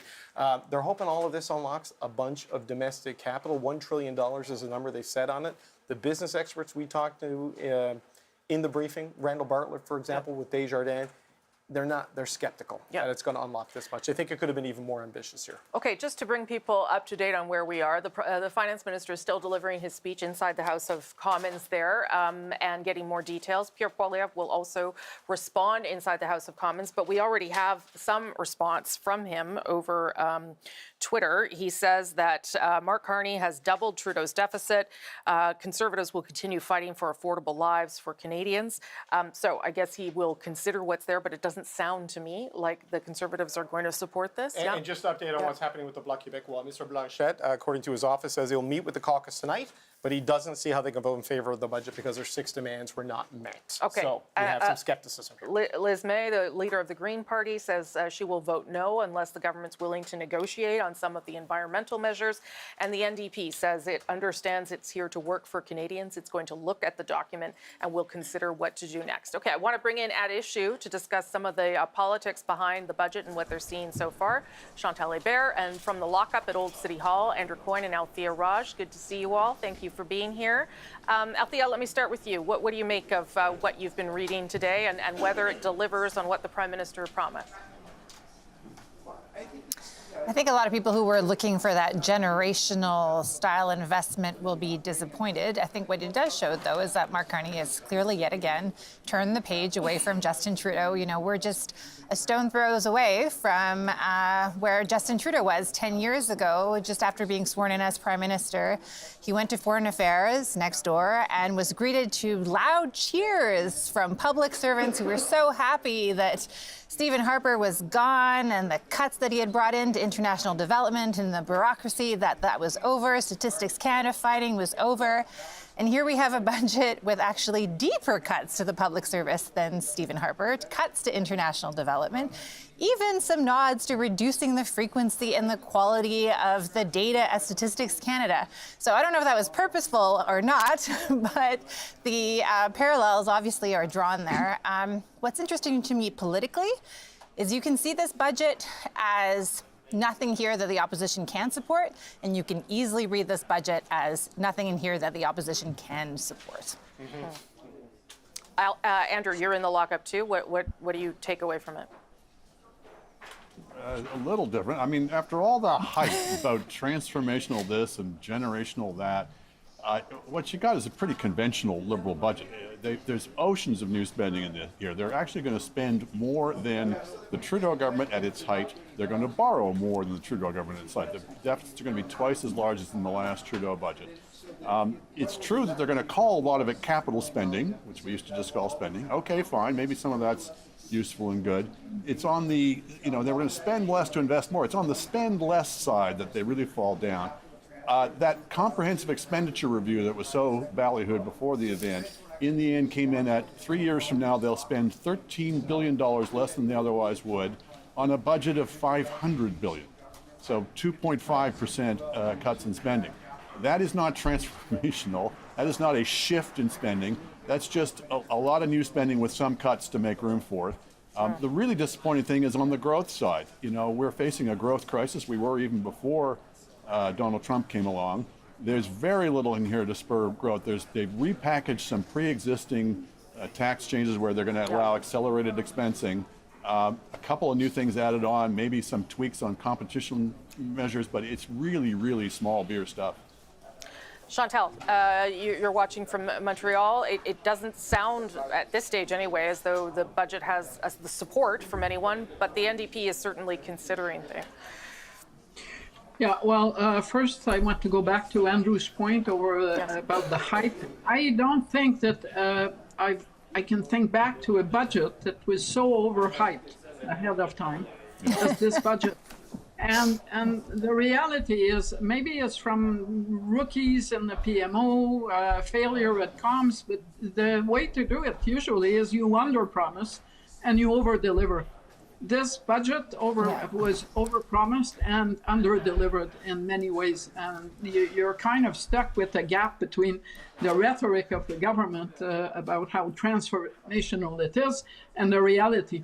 And talking about the cuts in spending, I'm not saying you should take a hatchet to jobs, but if that small percentage is if you get to it.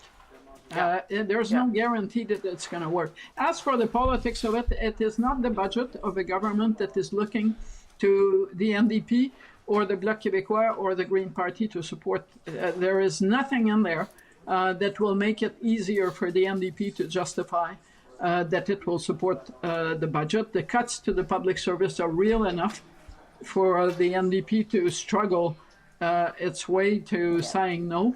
And it may be easier for the Conservatives to support, but I suspect that they won't. Every line that kind of corresponds to an opposition demand deficit at $42 billion, it was never going to happen, but it's not.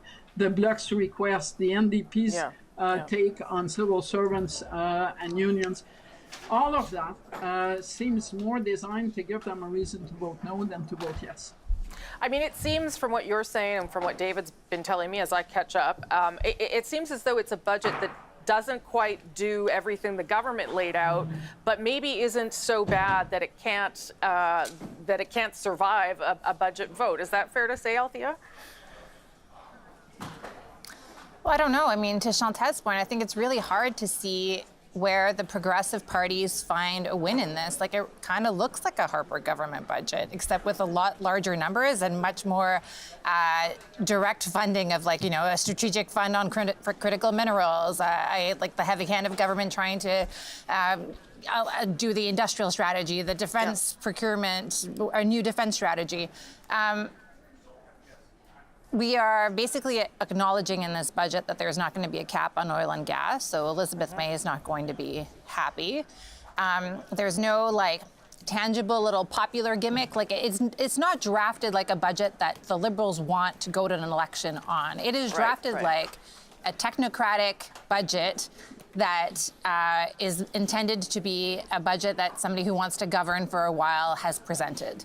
But who's going to support it? And maybe you have people like Chris D'Entremont and other MPs who will cross the floor and give the government the votes. But if not, some people are going to have to swallow a heavy pill if they don't want to have an election. 30 seconds to you, Andrew, and then Chantal. The budget removes some of the irritants that are causing some voters to bleed to the Conservatives from the Liberals. But the NDP is not going to provoke an election. They will find a way to not vote on this. They may not vote for it, but they cannot afford an election at this point. Chantal, 30 seconds to you. Okay, so Mark Carney's problem is going to be, if Andrew is right, and he may well be, that he will be facing 3+1 opposition parties that are basically saying they don't support the budget, even if they don't walk the talk of not supporting the budget. But that does have consequences going forward. Right. Because the government, if it wants to implement those plans, will need allies. And so it will be flying. And I agree with Althea. I'm not sure that it would be a very exciting platform to run on if you were a Liberal. Chantal Hébert, Andrew Coyne, Althea Raj, we will see you all later on The National. Thank you for your first take, though. Appreciate it very much. Let's bring back David Cochrane for a final thought. Well, it's interesting. The cuts may be too big for the New Democrats to support on a budget vote, especially if you're Heather McPherson and you're seeking the leadership. Getting that caucus to do something in a united way on a budget like this is going to be difficult to pull off. The Conservatives, the deficit is probably too high for them to vote for it. So Chris D'Entremont and friends on line 1, 2, and 3. I spoke to Chris D'Entremont the other night, and he made it clear to me. He said, people in the Atlantic Canada, certainly in Nova Scotia, where he is from, and it's D'Entremont, by the way, we're going to need to say that name a lot in the next couple of days. They don't want an election. He doesn't want an election. He was deciding whether or not he's going to vote for the budget. He said he would make a decision by Thursday. He is not in his chair in the House of Commons right now. Neither is Conservative leader Pierre Poilievre. The Politico article has put the cat amongst the pigeons on Parliament Hill, I would suspect. So we could get some clarity on that pretty soon. All right, David will be back in just mere moments with a special edition of Power and Politics, where he will speak with the Finance Minister. I will be back on The National a little bit later with a special at issue and also an interview with the Finance Minister. You're going to see a lot of him everywhere in the next couple of days. He is the man of the hour, as it were, but more analysis and coverage of budget, federal budget 2025 continues on Power and Politics with David Cochrane up next. I'm Rosemary Barton on behalf of myself and the whole team here. Hope that helped you understand. We'll keep digging into the details to bring you more coverage and analysis in the hours and days ahead. Thank you so much for watching. Power and Politics up next.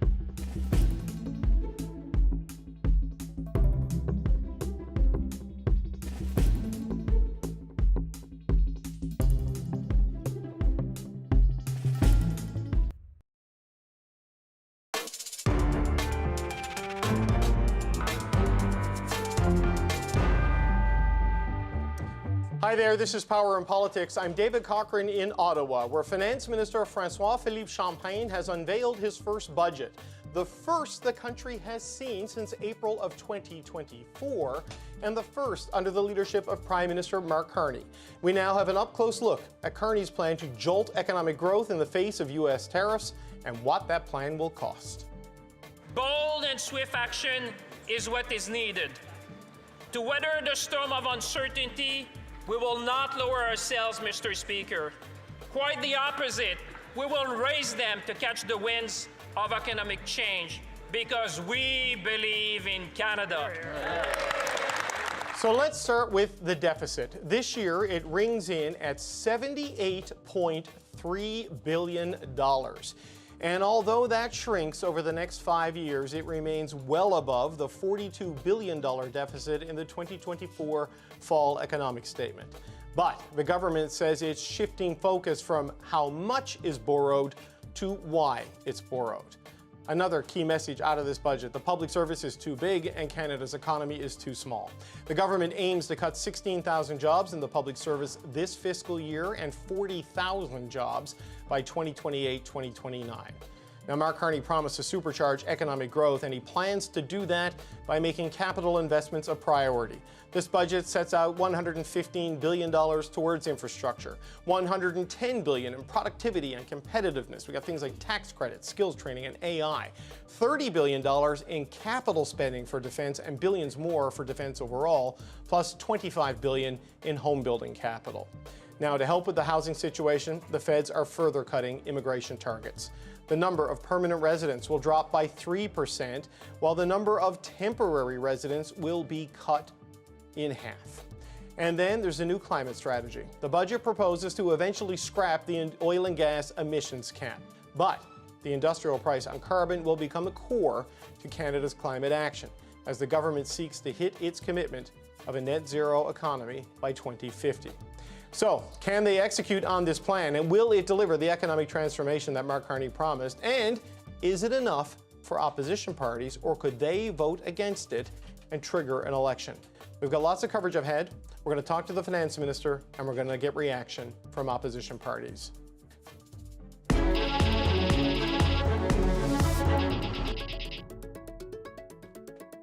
Okay, but we are going to begin with the Power Panel. Here to guide us through this hour, we've got Andrew Thompson. He is a former NDP finance minister in Saskatchewan.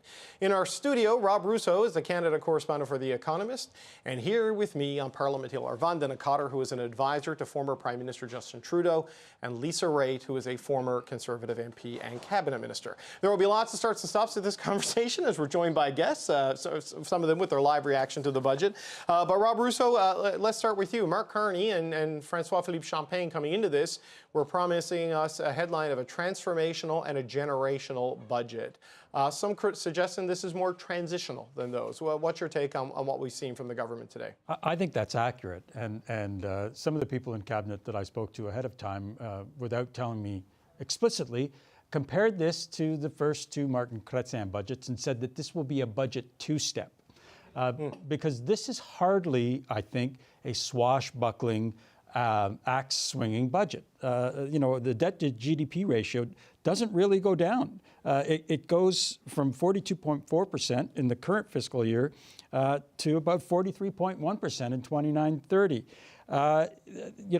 Public servants, yes, 40,000 fewer of them, but 57,000 would have been the number that they needed to eliminate to get to pre-pandemic levels. There is a lot of capital investment in new projects. What does that tell us, though? It tells us that there is a reluctance in the private market to invest in Canada right now until the tariff regime is much clearer. As a result, the state is going to play the role to try to stimulate the economy that the private markets normally would play. Private capital, we don't see that. Marginal tax rate is coming down. Business is going to like that. I was looking for hope because I think as a political document, Canadians are going to want to see and hear hope. There was a lot of hope in terms of the rhetorical flourishes in the budget, but I haven't gone through it all. But if you're a youngster, $600 million for 100,000 jobs next year, that's some hope if you're a youngster. But I think they're looking for more. They're looking for more help, more jobs, more help in terms of buying a home as well. Okay, look, there's a lot to get through here, and I'll be quite honest with you. This is a very dense budget document. There are some details on some spending reductions in the back of the document that there just wasn't enough time to go through, and it's more in broad strokes rather than precise details. So there'll be more of this throughout the coming days. Vandana Cotter, the deficit number, not 100 billion. But not 40 billion either. It's 78.3 billion, 65.4 billion next year, getting down to about 56.6 billion. In broad strokes, where we are over the next couple of years, the deficit is double and growth is half of what Chrystia Freeland projected in the fall economic statement last December. Yeah, I think what they're betting on is that Canadians they'll be comfortable with the number if they know what it's going towards. So you see a lot of investment in funds, a lot of language on investment, about generational, trying to signal to Canadians like there's a reason for this. But also the cuts they put forward, the public service cuts, even cuts in international development, there's core items there they feel like is enough. They feel like Canadians feel confident that there's still spending coming down. So I think they're trying to show both these things side by side to kind of give confidence and show confidence to Canadians that while it is a bigger number, it is for what is needed now. So they talk a lot about Canada, we can't focus on what's happening externally, but what can we do in our own economy to build stronger? So Lisa, the big shift, I don't know if this is a generational or a transformational budget as the government described, but there certainly is a departure in their thinking and their priorities from the Trudeau years. In that direct program expenses grew at 8% in the Trudeau years. Less than 1% in this budget, and over 4 years, a 40,000 job reduction in the civil service. If they're going to spend and borrow, it's going to be on capital and economic growth, it seems. Yeah, they said they were going to do that. It's hard to do. It's hard to do. We did the Deficit Reduction Action Program. It was not easy. It's not easy for people to find those savings in the department because the department's going to say, well, we can't do that and we can't do this. So the execution is going to be really key. What I didn't hear, though, and I know the minister is still speaking, did they talk at all about the plan with respect to the United States and tariffs? Because that is still an uncertainty for business. You know, we talk about investment, but people need to understand what the throughput is in terms of, well, what are we going to do? And are we saying that we're going out alone, we have to be resilient because there's nothing for us? Or are they saying this is the stopgap in the middle? That's kind of, if you can help me with that, it'd be helpful. So Chapter 2.1, Protecting Canada's Strategic Industries, pages 130 in the budget if you have a copy or if you're looking at a PDF online. There's a series of measures there, not surprisingly, transitional support for agriculture, fish, and seafood, $109 million for agri-stability, $75 million for marketing programs to diversify, a series of measures aimed at forestry and helping with trade diversification, and then changes to things like labor market development agreements for training, work sharing programs, and employment insurance to help people weather the storm. The long-term play is still to build, the internal trade corridors, the external trade corridors, and diversify away. But to what end? From there. I think is what I'm asking. To what end? Like, what is there currently standing here right now? What is their best guess of where we're going to be vis-a-vis the United States? We don't know the answer to that. That's why investment is going to be so hard to attract to Canada. Maybe American companies are going to be very comfortable with buying Canadian assets because they think they can call Donald Trump and say, well, let's work on the tariff here. Canadian companies may not enjoy that kind of comfort right now. So I think having some kind of sense and semblance of a plan around, well, where are we going to go? I can't fault them for it. I mean, it's tough times right now. They're trying to put pieces together, but this isn't the whole picture. Like, there's a whole lot more we have to understand. Right. So Andrew, on that, there is a series of tax measures, capital cost write-off allowances for equipment purchases that Chrystia Freeland tabled in the fall economic statement last year and then promptly overshadowed her plan by quitting as finance minister. But there's others to allow an immediate write-off if you build a building that for processing or manufacturing. So if you want to build a plant and fill it with equipment, you can write it all off in year one to get that tax break. And this is something that Minister Champagne says makes Canada the most competitive country on earth, so at least in that area. So these are some of the measures they're doing to weather the storm. What's your high-level thought on where this budget takes the country? Yeah, certainly those are the types of measures that I do think are important. They do send a big signal. They are a significant change in terms of how government is looking at encouraging private sector investment. Private sector companies have been really slow to invest in this country, and that's been the case for really 15, 20 years. They've just not put the money back in to the plants. They've taken advantage of moving labor, moving production offshore. And this is one of those things which is going to help to modernize. I mean, there's great examples all across the country where a little bit of investment in manufacturing and in the tools of production would actually make a big difference in terms of productivity. The decline in productivity that we're seeing in labor productivity is actually a result of a business not investing enough in machinery and technology. This is one of the ways to do that. So, the question is it transformational? I don't know. Is it transitional? Certainly. Does it have to be? Yes. And does it meet the moment? I think that in a lot of these cases, the answer is yes. But there are some really big risks built into this budget. Certainly around the fiscal anchors, again, continued reliance by the Liberals on this question of declining deficits to GDP, which they don't ever seem to meet. The problem that we have now with the overall debt servicing cost exceeding the amount that's sent to the provinces for the health transfer. I mean, the opportunity cost on that is significant. These are things that are going to have to, at some point, be grappled with. And I don't know that there's enough being dealt with in this budget to kind of foreshadow that. Okay, I just got to jump in here, Andrew, because we have a little bit of breaking news. And I can tell you that Nova Scotia Conservative Member of Parliament, Chris D'Entremont, is still a Nova Scotia Member of Parliament, but he's no longer a Conservative. Chris D'Entremont has been kicked out of the Conservative caucus for musing that he would consider crossing the floor and voting in favor of this budget to avoid what he considers to be an unnecessary election.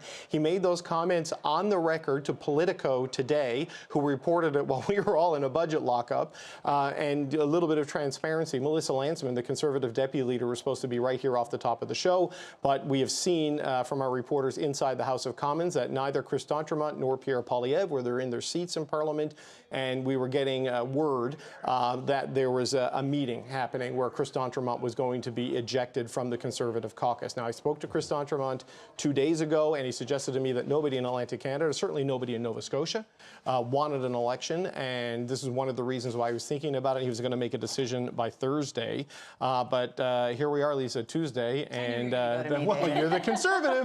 Nova Scotia Conservative. Yes, exactly. You're from the Cape Breton side of the province. He's from the other side of the province, but it's still a few-hour drive. Yeah. Look, this is an interesting move. That he said it on the record, that he was thinking about doing it, and that's double dog daring a leader, essentially, right? Such and a here we are. technical term. Yeah, I know. It's a parliamentary thing. I did some political So science. I saw Chris in the House. Yeah. He was on the floor of the House prior to the budget being delivered, because I was up in the gallery. I did not notice anything weird about his time on the House and the floor. But listen, he is hearing from his constituents very much what they want to have. And Nova Scotia, that part of the world, it's not like we're immune to having people who go on principle. They say things on principle. Bill Casey did the same thing. We've seen this happen before. So am I surprised? No. Am I surprised that the leader reacted the way he is? No, I'm not. I mean, you have to show the caucus what you believe in, and the caucus is going to probably be supportive of it, quite frankly.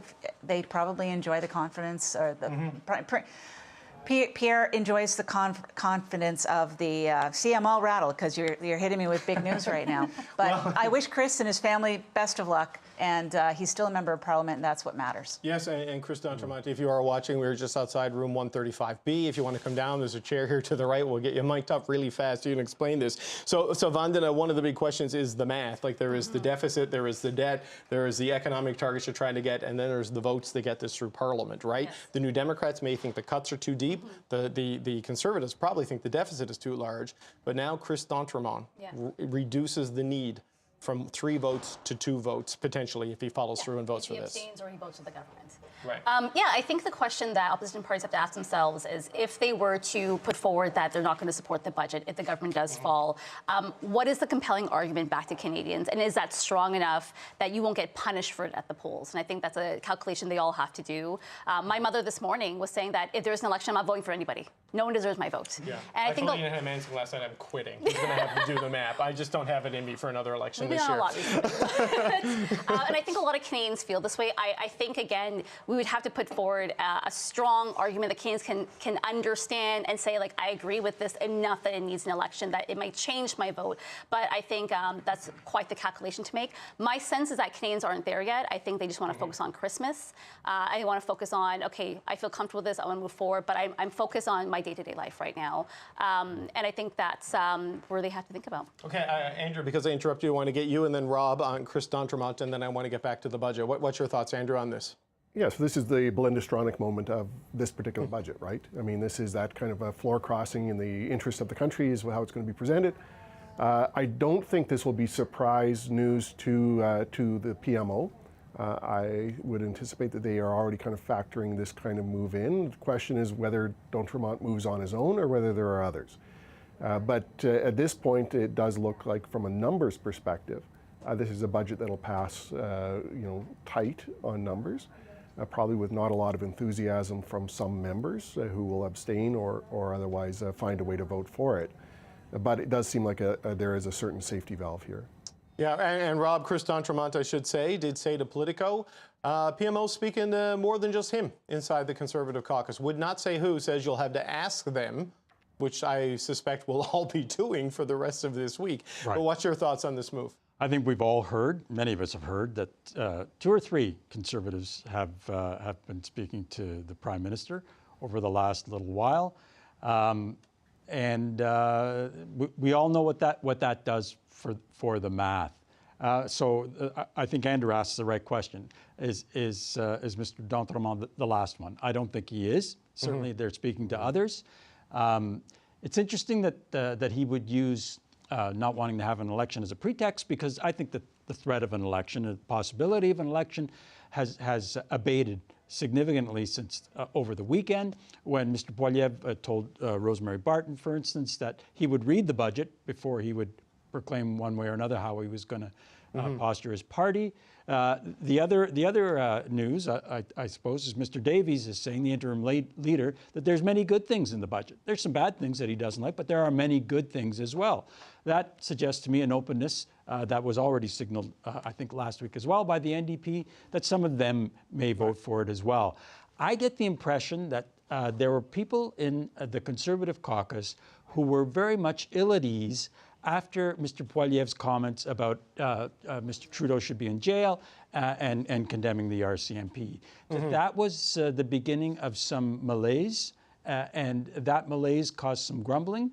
And I think that we may be seeing the result of that more than, or as much as, a looming election may be a factor in some people's calculus. Okay, Rob, I just got to leave it there for a second just to point out that the ideological gap between Liberals and Conservatives in Atlantic Canada, with some exceptions of parts of New Brunswick, not that vast. Yep. Scott Bryson is another example of that. Yeah. Oh, yeah, that's right. Yeah. Like Tories in Atlantic Canada is not as sharp elbowed in all cases as you go further west in the country. So it's interesting to see there. Okay, a big question about this budget. Well, we know what's happening with Chris D'Entremont, sort of. Green Party leader Elizabeth May has already said that as it is right now, she cannot support this budget. Here's the Green leader. Now is the time to reach out to those of us in opposition parties who could vote for the budget if in negotiations over the next few days we see changes. That's a possibility. It's a real possibility. The vote will be very tight. When we crunch the numbers, it's too close for comfort. And this is the time for a Prime Minister, and I really ask him personally to meet, to sit down and talk and find the changes that could be made to where we could cast our one vote in favor of the budget. But that moment is not now. Okay, so joining me now is the leader of one of the parties who could give the Liberals the votes they need to pass this budget. Don Davies is the interim leader of the NDP, and he joins me now. So, Don Davies, we just had the breaking news that Chris D'Entremont has been kicked out of the Conservative caucus. Have you had to kick anybody out of the NDP caucus today, or is your group of MPs still deciding what they're going to do? Our group of 7 is strong and united. Have they come to a united decision on whether or not they're going to support this budget or not? We haven't yet, David. We just got out of lockout about an hour ago. We're going to be meeting tonight as a caucus to go through the budget and understand it. And then tomorrow we're going to meet at the regular caucus time meeting. We'll start having our political discussions about the various options that are open to us and whether we'll support the budget or not. Okay, so your standard for supporting this or opposing this was a question of how far the government went with austerity. And what they've done with the expenditure review is that over the course of 5 years, about $60 billion cumulative in savings, but a net reduction at the end of it all of about $13 billion a year. On a $500 billion budget, that's only about 2.5%. Now, on the job side, 16,000 full-time equivalent jobs gone from the public service this year, about 40,000 overall by 2028, 2029, coming down from a pre-COVID peak or a mid-COVID peak of about 360,000. Is that too much austerity for you? Well, that'll have to be thrown into the mix for sure. I mean, so far, our preliminary view is as all budgets, there's good things and bad things. On the plus side, there's $51 billion of infrastructure investment, and I noticed that also is mentioned in concert with unionized jobs or community benefit agreements, which requires those jobs to be to pay prevailing wage rates. So that's a good thing, something NDP asked for. There's a mention of co-op housing, which is, of course, something the NDP has championed for a long time. And there's the East-West Clean Energy Grid, which is on page 1 of the budget. So there's a lot of investment in there, and we did call for an investment budget at the same time. On the negative side, there's definitely things we don't like, including the laying off 40,000 public sector workers. You know, well, it's not 40,000 layoffs. I mean, some of it's early retirement, some of it's attrition. So, I mean, there may be layoffs. I just want to be fair to the audience here. Yeah, that's a fair comment. I mean, there's a loss of 40,000 public sector jobs. So, you know, we think when you have a jobs crisis, you know, removing 40,000 good-paying jobs from the economy is not the right way to go. And behind every one of those jobs is a service. You know, right now, I mean, do you want to wait 6 months for a passport or 3 months to get your CRA to return your call or OAS checks? So we're going to definitely contemplate the effects of that. I also don't like the removal of the empty housing tax. You know, that was a measure that was brought in particularly against foreign investors who were buying housing units here and leaving them empty. And it was to try to encourage them to put that into the housing supply. Well, by removing that, you're going to be taking housing units out of the supply. I don't understand that. It's counterproductive when you have a housing crisis. Yeah, there's a couple of changes there on the tax side. The 10% tax on luxury yachts and planes that was brought in a couple of years ago, that is gone, largely because the argument being that it's too expensive and difficult to administer. And so the juice wasn't worth the squeeze in terms of what you had to do to get the money out of it. So, but yes, I appreciate how that may look, right, and a little bit of context on these things. But well, I think it's a bit different. You know, the tax I'm talking about. No, it's like a foreign buyer could buy a house, leave it vacant as an investment, and take it out of the supply. I come from Vancouver, I hear you. Where the epicenter of unaffordable housing, and there was a lot of that going on. So I think that's it's going to have much more impact than the removal of the luxury tax. Yes, but boats. I just wonder if that is another. We do not have clarity on this, or I do not at this point, whether that's one that became inefficient to administer, right? And I don't know. I think it's a sop to the development industry in this country that was counting on foreign investors to purchase units, and that's one of the causes of a housing crisis. So I think it's wrong. And I just want to mention, I was disappointed to see the lack of a digital services tax. You know, at a time when Canadians are being asked to sacrifice, when we're laying off public sector workers and we have a revenue problem. You know, the Liberals resigning from a tax that would raise $1 billion from the biggest, wealthiest U.S. tech giants in the world on their profits made in Canada is wrong. So we're going to throw all this in the mix and have an answer in the next few days. Well, you'd need 78 of those taxes to balance the budget. The deficit is quite large, even with the expenditure reduction measures, because they are spending big on, you know, infrastructure, on tax incentives to get investment in equipment and in new buildings. The Prime Minister promised sort of a transformational and generational budget here. There's a lot on defense, $80 billion on defense over the next 5 years. Do you think this meets the bar of a transformation and generational budget when it's taken in conjunction with the major projects initiatives announced earlier this year?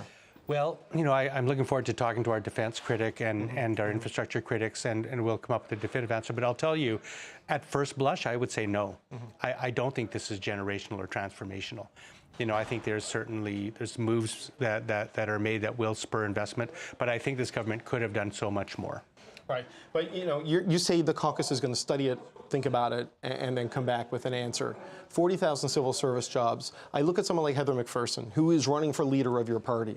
How can she vote for a budget that does that in the middle of a leadership race? Like, do you expect a unified position from the NDP, or, as you said earlier in the week, that abstention is a possibility? Do you think it could be sort of a split decision from your caucus? Well, one of the beauties of Parliament and of any caucus is you do get a diversity of views. We come from very different parts of the country. We represent different population groups, and that's important to get all of those views together. So, you know, I'm looking forward to having a spirited, bold, and wide-ranging conversation in caucus where we get to learn what the different feelings are in the different parts of the country. You know, what's happening in Newfoundland is very different than what's happening in northern Quebec or in Edmonton. And so that's why I think it's really important to hear those different views. And hopefully we will come out united. It's a confidence measure. Parties generally vote in a united way on confidence measures. But is that the plan for sure? That is the All plan. 7 of you will vote the same way?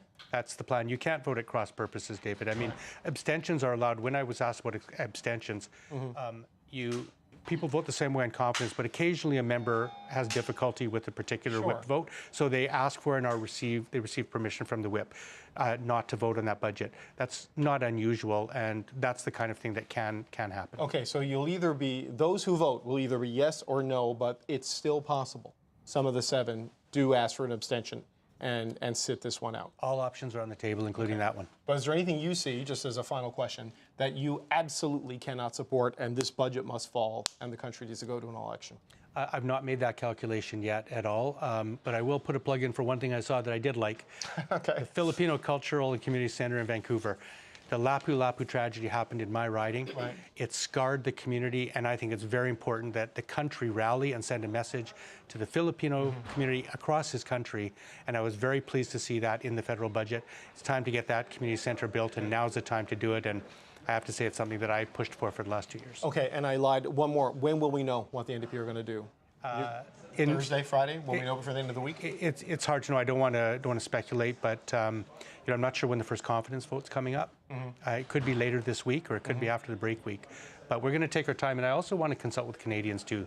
I've never liked the parliamentary tradition of coming out and saying right away, shouldn't we be talking to people across this country and getting their views? We want to, and we will. Okay, Don Davies, interim leader of the NDP. Well, I always appreciate the time. Thank you, sir. Thank you, David. Appreciate you being here. Andrew Thompson, your quick thoughts on that and the position the NDP finds itself in. I know you were a provincial Saskatchewan, but you did run for Tom Mulcair. What are your thoughts on the situation the 7 NDP MPs find themselves in right now? Well, I want to say I thought that entire interview was just refreshing. Wouldn't it be nice to see more parliamentary MPs coming forward and saying exactly the same thing, which is, let's think about it, let's read through it, let's go talk to people, and let's figure it out, in a few days. Oh, that's crazy. I thought that was a great Andrew. response. No, that's great. No. Look, and it's very similar. I will give Mr. Davies, as he unhooks the mic and stuff next week, that was his position the other day when he was in the studio. It was like, we want to see what's in there, and then we want to have a chat, and we want to see on the balance of things what is the right thing to do. So, yes, it is a bit refreshing. But I think it's also a reasonable position to expect that the NDP, whether they end up a few of them voting in favor and a few abstaining, to see that kind of diversity reflected there. I mean, there is no real reason to go to an election over this. The question is whether Carney has made the right kind of, Prime Minister Carney has made the right kind of calculations here to avoid a 1979 situation or a 2005 situation. Okay, sorry, I just got an update on something else. Andrew, every time you talk, I get an update from the Conservative Caucus. Chris D'Entremont resigned is what his office, not his office, what Mr. Poilievre's office is telling me, that he is resigned. He is no longer a member of the Conservative Caucus. So, Lisa Wright, I'm going to come to you. Does that change things here at all, learning that Mr. D'Entremont resigned? Because obviously when you make those comments to Politico and spell out how you're feeling about things, it's tough to stick around after that. Well, it sounds like you made a choice, right? And listen, making these choices is not easy. It's you got to weigh out the fact that you're part of the Conservative family. We do think of ourselves as a family, and the people that you are very close to, suddenly you're not going to be as close to. I don't know if he's going to sit as an independent. I don't know if he's going to sit somewhere else in the House, but I'm sure he will reveal all at some point in time. Be interesting to see how he votes on the budget, to be honest. Maybe that's the beginning of it all. Is that there's a number of issues that you're hearing some audio there of Chris D'Entremont. That is not live tape. That's old tape. We just had a little bit of an audio. I thought he was arguing with me. I was going to say, Chris, take it. It's all yours. If he wants, we don't have the round table up here on the Hill, but if he wants to come in, we will make the space. Vandana, the last time we had a fiscal update, it was the finance minister who quit. Not quite as dramatic, but still an interesting development to have a resignation of the former deputy speaker. Yeah, I mean, people are going to read whatever they want to read into it. I mean, there's people who will feel that this is a reflection on how they feel about the leader. It could be something, I'm not sure if something personal in his life, but as Lisa said, I've talked to a number of members. These are not easy decisions to make. It is something that is, friendly about you, but, wish him luck, and we'll have to see what comes from him afterwards. Okay, Rob, you're yeah, go ahead. Yeah. When you say resigned, you mean he's withdrawn from caucus? He hasn't resigned his seat? No, he is still a member of Parliament. As far as I know, there is a little bit of catching up on the fly, and luckily, the deputy leader of the Conservative Party is getting wired up right now, and I'm hoping Melissa Lantsman can answer some very specific questions. I think you're there and ready to go, Melissa Lantsman. What's going on with Chris D'Entremont? We're not talking about the budget. We'll get to that. I would hope we could take a few minutes to talk about we absolutely will. Generational debt that we've just been piled. Well, we will, but let's just talk about the sudden resignation. Chris D'Entremont has resigned from your caucus. What is the view from your office there? Look, Chris has, like Lisa said, Chris has made a choice, and I think the choice is, not to fight inflation, not to fight to lower grocery prices and lower the cost of homes like his constituents elected him to do. And I suspect that if Chris was deputy speaker, that he probably wouldn't resign. Okay, so I get the pushback, but just help me walk me through the process. Was there a warning that Mr. D'Entremont was feeling this way, or did you learn about it in the Politico article today? This is Chris's decision, so I think you can ask him how that all came to be. I certainly didn't know about it, but I'm telling you that Chris made a choice today not to fight for what his constituents sent him here to fight for. Is it your understanding that he is sitting as an independent? I don't know. I don't know what the letter says. Maybe you can tell me, or if there's a letter. Well, I do not know this either. I was texting with people in Mr. Poilievre's office saying we heard he's getting thrown out and that it's happening now. He certainly wasn't thrown out. Let's make that clear. I know, but that was the point. Is that I was told that he has resigned from the Conservative caucus, but not as a member of Parliament. Your understanding, he is still. That is my understanding. Yeah. Okay. All right. Well, we obviously need Chris D'Entremont to come down, but this is not a good thing to have happen, Ms. Lantsman.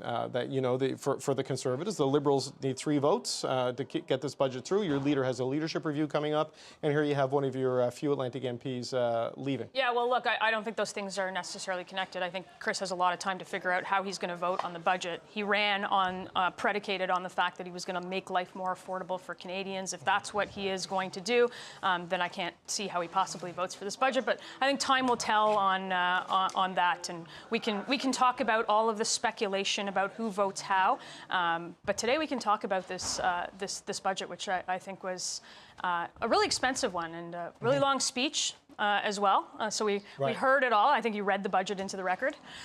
Well, it is the moment for the finance minister today. It's a lot of moments. But the deficit, $78.3 billion this year. It's not the $100 billion that some projections had. It is right around that 75 well, to 80. I don't think you get a prize for not being $100 billion. No. But it's in that 75 to 80 billion sort of range, well above the 42 billion that your leader put on the table, and the industrial above the 60 that he promised. Also, just in the election campaign, he costed his platform at about $60 billion, and he broke that promise too. Well above what every family can afford. This is $90 billion in new spending. It's $300 billion of new debt at the end of that 5-year cycle, which is $20,000 per family of new debt in this country.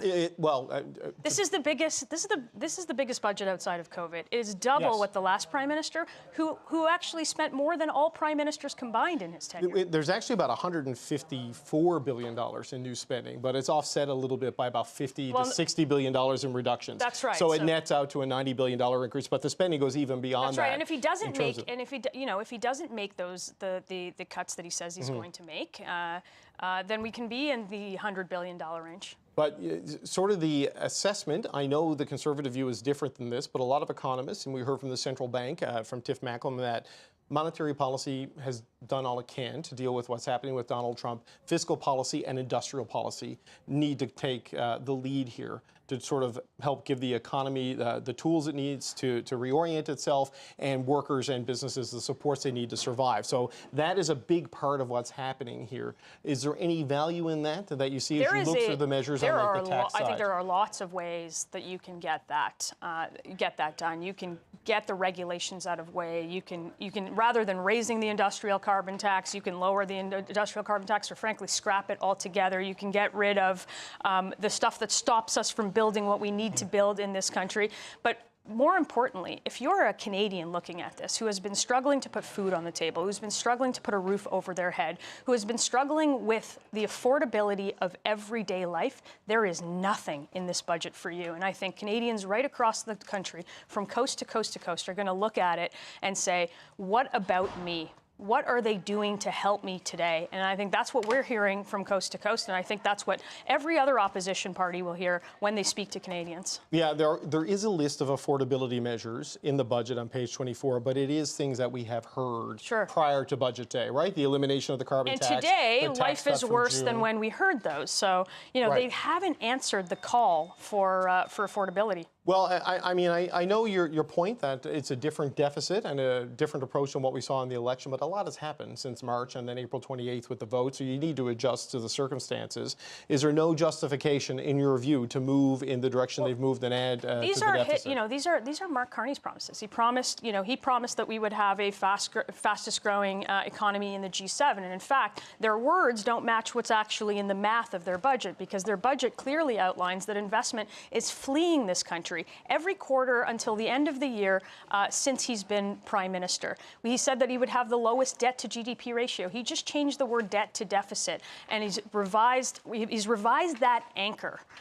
So that's not there anymore. These are Mark Carney's promises. They're not my promises, and they're what Canadians expected. So if you're going to measure him against his expectations, I think he's failed that test with this budget. Okay, so it's very clear then the Conservatives will be voting against this budget. We cannot support this budget. We cannot support doubling the deficit, doubling the debt in this country, and not a single measure of affordability for anyone who is desperately asking for it in Canada. Okay, but the counterfactual on the other 2 points you raised there, getting the deficit down to the $42 billion means either much larger cuts to the civil service, well beyond the 16,000 full-time equivalent jobs they're eliminating here, orders of magnitude beyond that, or not doing the infrastructure investment, the tax incentives that they're doing, because there's a cost to those. So how do you get the deficit down to a level that you would be comfortable with without taking the axe even deeper or not doing the incentive programs? Well, look, I think there's lots of time to talk about what exactly the details of the budget in terms of consultants, in terms of foreign aid funding, in terms of how much further you can cut those things. But I think what's important here is to tell Canadians who desperately asked for measures of affordability to lower the price of food, to lower the price of homes, to lower the price of gas, that none of this is going to happen because the fundamentals are still here. It's the same ministers making the same policies, making the same promises 10 years later. They promised you investment 10 years ago. You talk about regulation, though. They are laying out a path to get rid of, or just never implement, the oil and gas emissions cap. But it hinges on, hang on, just so the audience can follow along. It hinges on the agreement of a 2030 to 2050 trajectory on industrial carbon pricing. I know you don't like the emissions cap. I know you don't like industrial carbon pricing. Is there a climate policy that you would support? So look, they could have said today that they would get rid of the emissions cap. They could have said today that they could get rid of the EV mandates. They could have said today that they would lower instead of increase the industrial carbon tax, which, by the way, is directly responsible for the rise in food and housing and everything we build. No, that's not, like, there is no, the economic analysis on the impact on food puts it at 0.5 to 0.8%. This is what Trevor Toome and others looked at. So you're telling me that the industrial carbon tax on fertilizer, on fuel, on farming equipment does not pass down in the price of food 97% of emissions on a farm are exempt from the carbon tax? I don't know how you can look Canadians in the eye and say that the price of food hasn't skyrocketed and these are the reasons for it. Well, the price of food has skyrocketed. Packaging taxes. There's also currency changes. There's climate change that has led to drought. You're a better defender of the government's budget than they are. I have read Trevor Toome's analysis, and I go with the experts on this. Like, I think, anyway, they are looking at this as the backbone now of a new climate policy from 2030 to 2050. You're not going to support that, even if this is something with methane reduction and carbon capture can allow oil and gas production With what to this go budget ahead. has put forward in terms of the generational debt and the deficits that we're seeing, we cannot support this budget, and Conservatives will not support this budget. Okay, one last question. I'm going to circle back to Chris d'Entremont. I know you haven't spoken to him. He obviously has been speaking to the Liberals in some capacity in the run-up to this, and he suggests that either the Prime Minister's office or people on the PMO's behalf have been speaking to other members of your caucus. Are you worried that there could be more Chris d'Entremonts in the coming days? Well, look, I have no idea if any of that is true. If you have any names, we can talk about those. I know. I'm just going with the reporting. Yeah, so those are rumors. But I would say again on Chris, he's made a choice today, and that choice is not to stand up for the constituents that sent him here. Melissa Lantsman, Deputy Leader of the Conservative Party, we appreciate the time. Thanks. Thank you for coming in. That's Melissa Lantsman. Rob Russo, it's been a minute. Let's go back to you there. So the Conservatives are no. How many of them are no? Because d'Entremont, who knows? And if there are more d'Entremonts, we will find out. What are your thoughts on where things stand? A couple of things. First of all, a Conservative opposition hasn't voted for a Liberal money bill. I don't think, Lisa will be able to correct me if I'm wrong, since Paul Martin's government brought in a big money bill to fix healthcare for a generation. I don't know if anybody remembers that. It's a very rare thing. Nobody should be surprised that the official opposition is voting against this. I think that the lack of hope in terms of affordability, in terms of jobs for younger people, that sort of thing, that's not a bad through line for the Conservatives to try and pursue. The problem is, according to the research that I've seen, more people seem to be blaming Donald Trump for that than blaming Mark Carney right now. In terms of Chris d'Entremont, it's a bad day for the Conservatives when the story is that he wasn't kicked out for playing footsie with the Liberals. He was kicked out. He wasn't kicked out at all. He chose to walk away from the Conservative Party under Pierre Poilievre. That's the bad news for the Conservatives on a day when they really should be kind of ruling the roost. One last thing from Don Davies. He's got a whip. Nobody told me there was a whip in a 7-person caucus. He's the whip. He's the leader and the whip, isn't he? It's a bit, I think that's just the way it is when you don't have official party status and don't have a budget, Rob. Official masseuse? What's next? Well, I think it takes more than 7 seats to get there. Andrew, just back to you. I mean, where do you think this leaves the Parliament, right? Like, I don't know where Don Davies is going to land. There's so many little intersecting factors in that caucus right now with the leadership race, and also I think them feeling they got punished by voters in the last election, potentially for being the people who let the Trudeau Liberals off the hook. They don't necessarily want to start a new habit with the Carney Liberals. I mean, where do you think this is as we wait to hear definitively from the Bloc as well? Yeah, so I mean, for the NDP, I think that there's a belief if they went to an election now, they would undoubtedly gain back party status, that the last election was an anomaly, a very unusual circumstance, and they would likely gain that back at the expense of some Conservative MPs who won their seats based on vote splits. But the question is it really enough to warrant going to an election to gain those 5 or 6 seats back now, or should they in fact be playing a longer game to try to gain a much larger kind of mind share of the electorate, and hopefully a vote share in an election down the road? And I think that's what they've got to be working through right now. It's not opportune timing to go when they're looking for a new leader. Right. So I would anticipate that they will find an elegant way to allow this budget to pass, while at the same time raising a lot of questions and putting the Liberals on notice of things that they expect to see differently. And there are a lot of questions that still sit here about this budget, including what the potential impact is on the provinces. In terms of the lack of increases in social spending, the demands on matched funding for infrastructure, where those kind of pressures are going to be met by the provinces, and how much of this starts to look like Paul Martin's offloading back when Ralph Goodale introduced that budget years ago. Can we just touch on that for a little bit here, Andrew, as a former provincial finance minister? Because this is something we talked about in the budget lockup. Sahir Khan raised it first. They're not going to run deficits on operations within 3 years. I know there's a disagreement over the operations versus capital if it's still a deficit, but that tells cabinet ministers, don't send a program proposal to the finance department of the PMO unless you're going to find the savings somewhere else, or it has a capital component that juices the economy.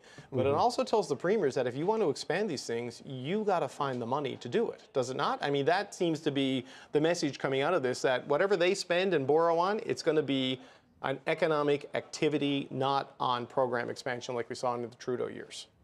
Yeah, it's an interesting change from where the Trudeau government was. And the Trudeau government, in a lot of ways, was really clever about the approach they took to dealing with the provinces, which is, you guys are part of the problem, get out of the way. We'll simply step in, we'll start funding the cities more, we'll fund transit, we'll put more money directly into programs to assist Canadians and work around you.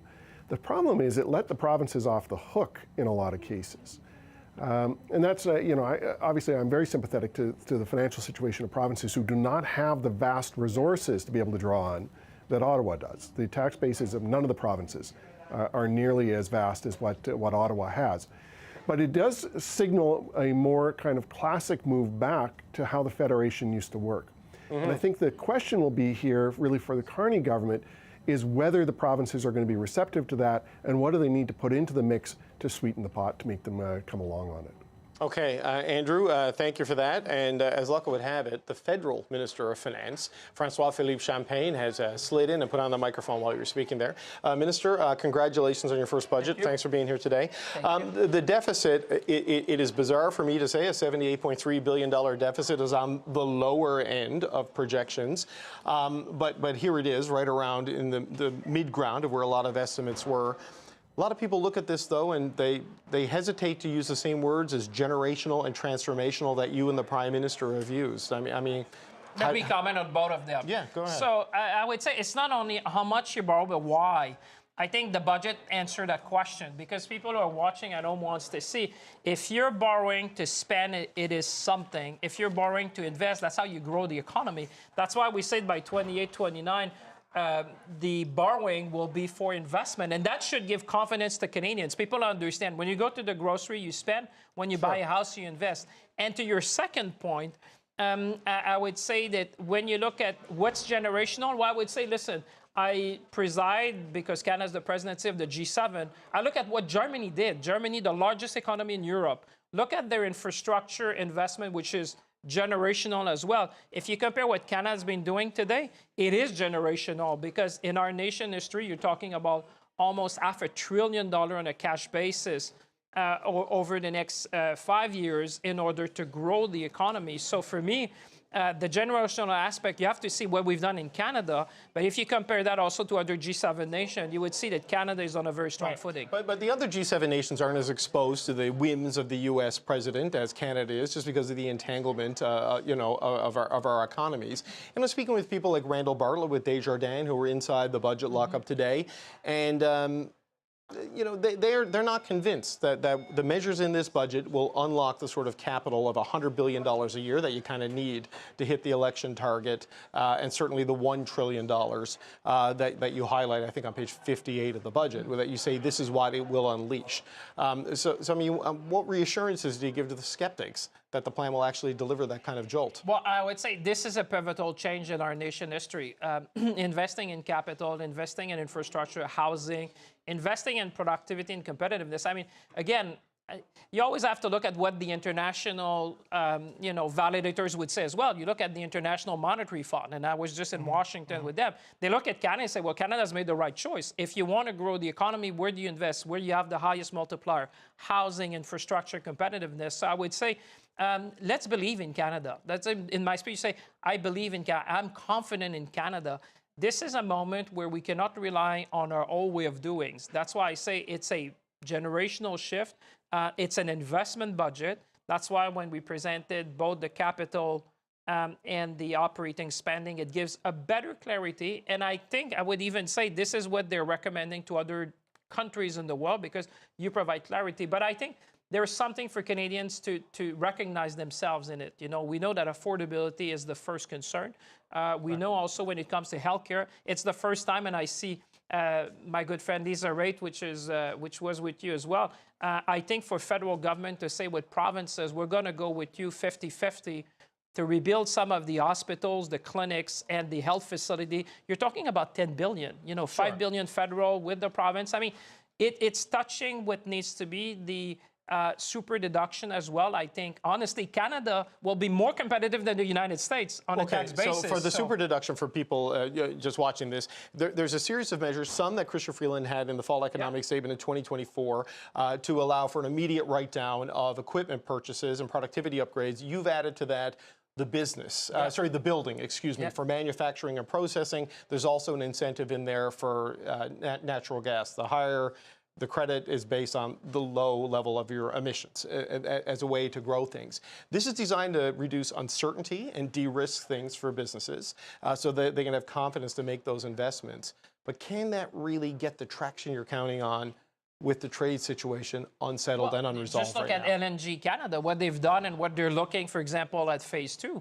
I mean, we've already been able to attract significant investment in our country. And what we say it's going to be a catalyst, because if you do a mine, let's take an example for people watching at home. If you do a mine and you have these tax incentives, well, first the private sector will say, okay, if Canada is the most competitive place, if I have to do a mining project, Canada becomes very attractive. The first and last mile, the critical mineral tax credit. Then, obviously, if you do a mine, there might be federal support, maybe not, but you may also have provincial support, because think about the Ring of Fire, where you say, well, we need to have the access road, we need to do things. Then you would have municipalities, because obviously you need to build a community around. So what we say is that this is a catalyst for growth, because by going in with $450 billion, obviously you have to see after that the private sector coming in, the province coming in, the municipalities coming in, First Nations coming in. So it's really that kind of catalyst where we needed to change our approach and how we see this country. We have been reliant on one particular market. We need to become more resilient. Uncertainty has been, affecting a lot of business investment, and now we want to move from uncertainty to prosperity. And I think the message, and I know you have more questions, but I would say the message that is coming out is that Canada will be competitive. Canada will attract investment. Canada is serious in what we want to do. And at the same time, we're going to reduce our operating expenses. Sure. Because I appreciate what you said. Canadians would see the borrowing, but if it's borrowing to invest, folks understand that at home. When you buy a house, normally most of people would take a mortgage, because obviously that's an investment. Sure. So but by shifting that, that's where you can catalyze these investments. But you talk about reducing the operating expenses, and that is essentially there's no big, the rate of direct program expense was over 8 percentage points for the past decade. Is now less than 1 percentage point. That's good news. 16,000 jobs lost this year, full-time equivalent positions, and up to 40,000 over a 4-year horizon here. You've heard the persistent criticism of government that ambition is one thing, execution is another. CRA is going through execution and delivery problems based on staffing levels, and here you have a global staffing reduction plan for the government. So how do you execute and deliver when you're cutting your workforce by 10%? Well, I'd say you're coming back to more sustainable level. Let's look at the trajectory. You cannot look that in absolute term. You have to look in relative term, where we were before COVID, where we're going now. We say we're going to be compassionate. A lot of that, by the way, is going to be done to normal attrition. I see people on the panels who have seen these things. There's a normal attrition. Yeah, people who decide to leave. But it's still a capacity reduction, right? Well, but I mean, we live in a different world. Now we have tools that we didn't have before. Think about artificial intelligence. I was at the CRA. I'm the one who demanded a 100-day plan. I went to a call center, David, and saw that it's not the people, it's the technology they have is really outdated. So if you give them better technology, they'll offer better services to people. So it's really a different way of looking, the tools, the processes, the number of things. I want to make the tax code more efficient as well. That's why we took some measures. But really, this is about an investment budget. It's betting on Canada. And we're going to be okay. I would want to say for people watching at home, we're going to be okay. There's a lot of headwinds. Families are feeling it in the fields, on the shop floor, at home. But what I want to say to them, we're going to be okay. We're going to invest in ourselves. We're going to build the economy. We're going to be less reliant on one particular trading partner.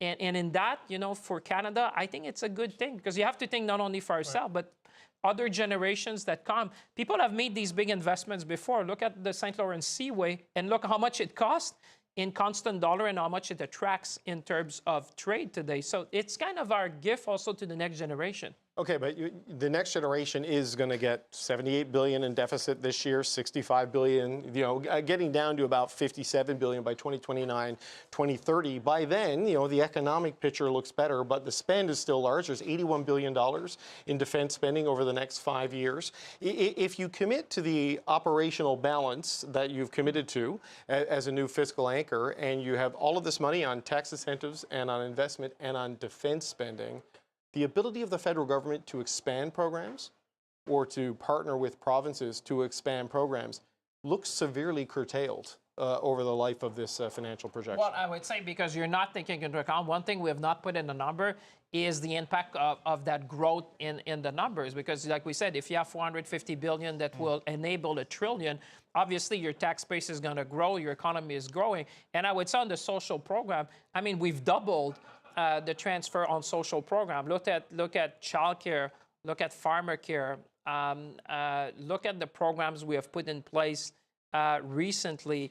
And you would say farmer care. You look at all that and you say, okay, we've been there for provinces, we've been there for people, we've been there for workers. And by the way, just on the point you said, the 78.3, which is the deficit this year, 75% of that was for two things. One was for sovereignty. And I would say people would agree that you have to defend our sovereignty. And the second one was around affordability, because we needed to respond to the tariff response. At the same time, we needed to give a hand to families. So I would say, we have to put things in perspective. We're facing, like I said, the speed, scope, and scale of change. It's not just in Canada. I wish you would be at the G7 with me when I go there. But you would see people say, this is not just impacting Canada, it's impacting our colleagues around the world. What's going on is, I would say, akin to what we've seen in 1940. It's a completely reshape of the world economic order. But, we are strong. We have the fiscal capacity. We have talent. We have resources. We have energy. We have trade agreements. But now we just need to give, that supercharged growth in our country. We're all going to be better. Do you have the votes as a final point? The Conservatives said too much debt. Not enough in there for them to vote for it. It is not good for the next generation. The New Democrats have some concerns but haven't made up their mind. The Bloc do not like it at first blush, though Chris D'Entremont did resign from the Conservative caucus today because he's thinking about voting for your budget. Are you confident you can get this passed? And if not, can you win an election on this plan? Well, I would say, people should, members of parliament in the opposition should think twice before making their choice, because this is a budget for Canadians. There is something for Canadians in that. And I think people would not understand with what's going on in the time. This is not the time for political games. The moment is, we need to seize the moment. And I would think Canadians would not really understand, because there's something for them. What are you going to say to people who say, well, healthcare facilities, so you'd be against helping to build healthcare facilities? You'd be against building more homes. You'd be against to defend our sovereignty. You'd be against more productivity. And I mean, that's the choice. So I think that people will have to think very hard, because it's not to me they need to respond. It's to the people, their constituent. And I think my message to Canada, we're going to be all right. But obviously, when it comes to defending our communities, what I said in the House today, I mean, honestly, everyone who's in this House, I hope, and I believe that everyone is there to say, yes, we need to do that together.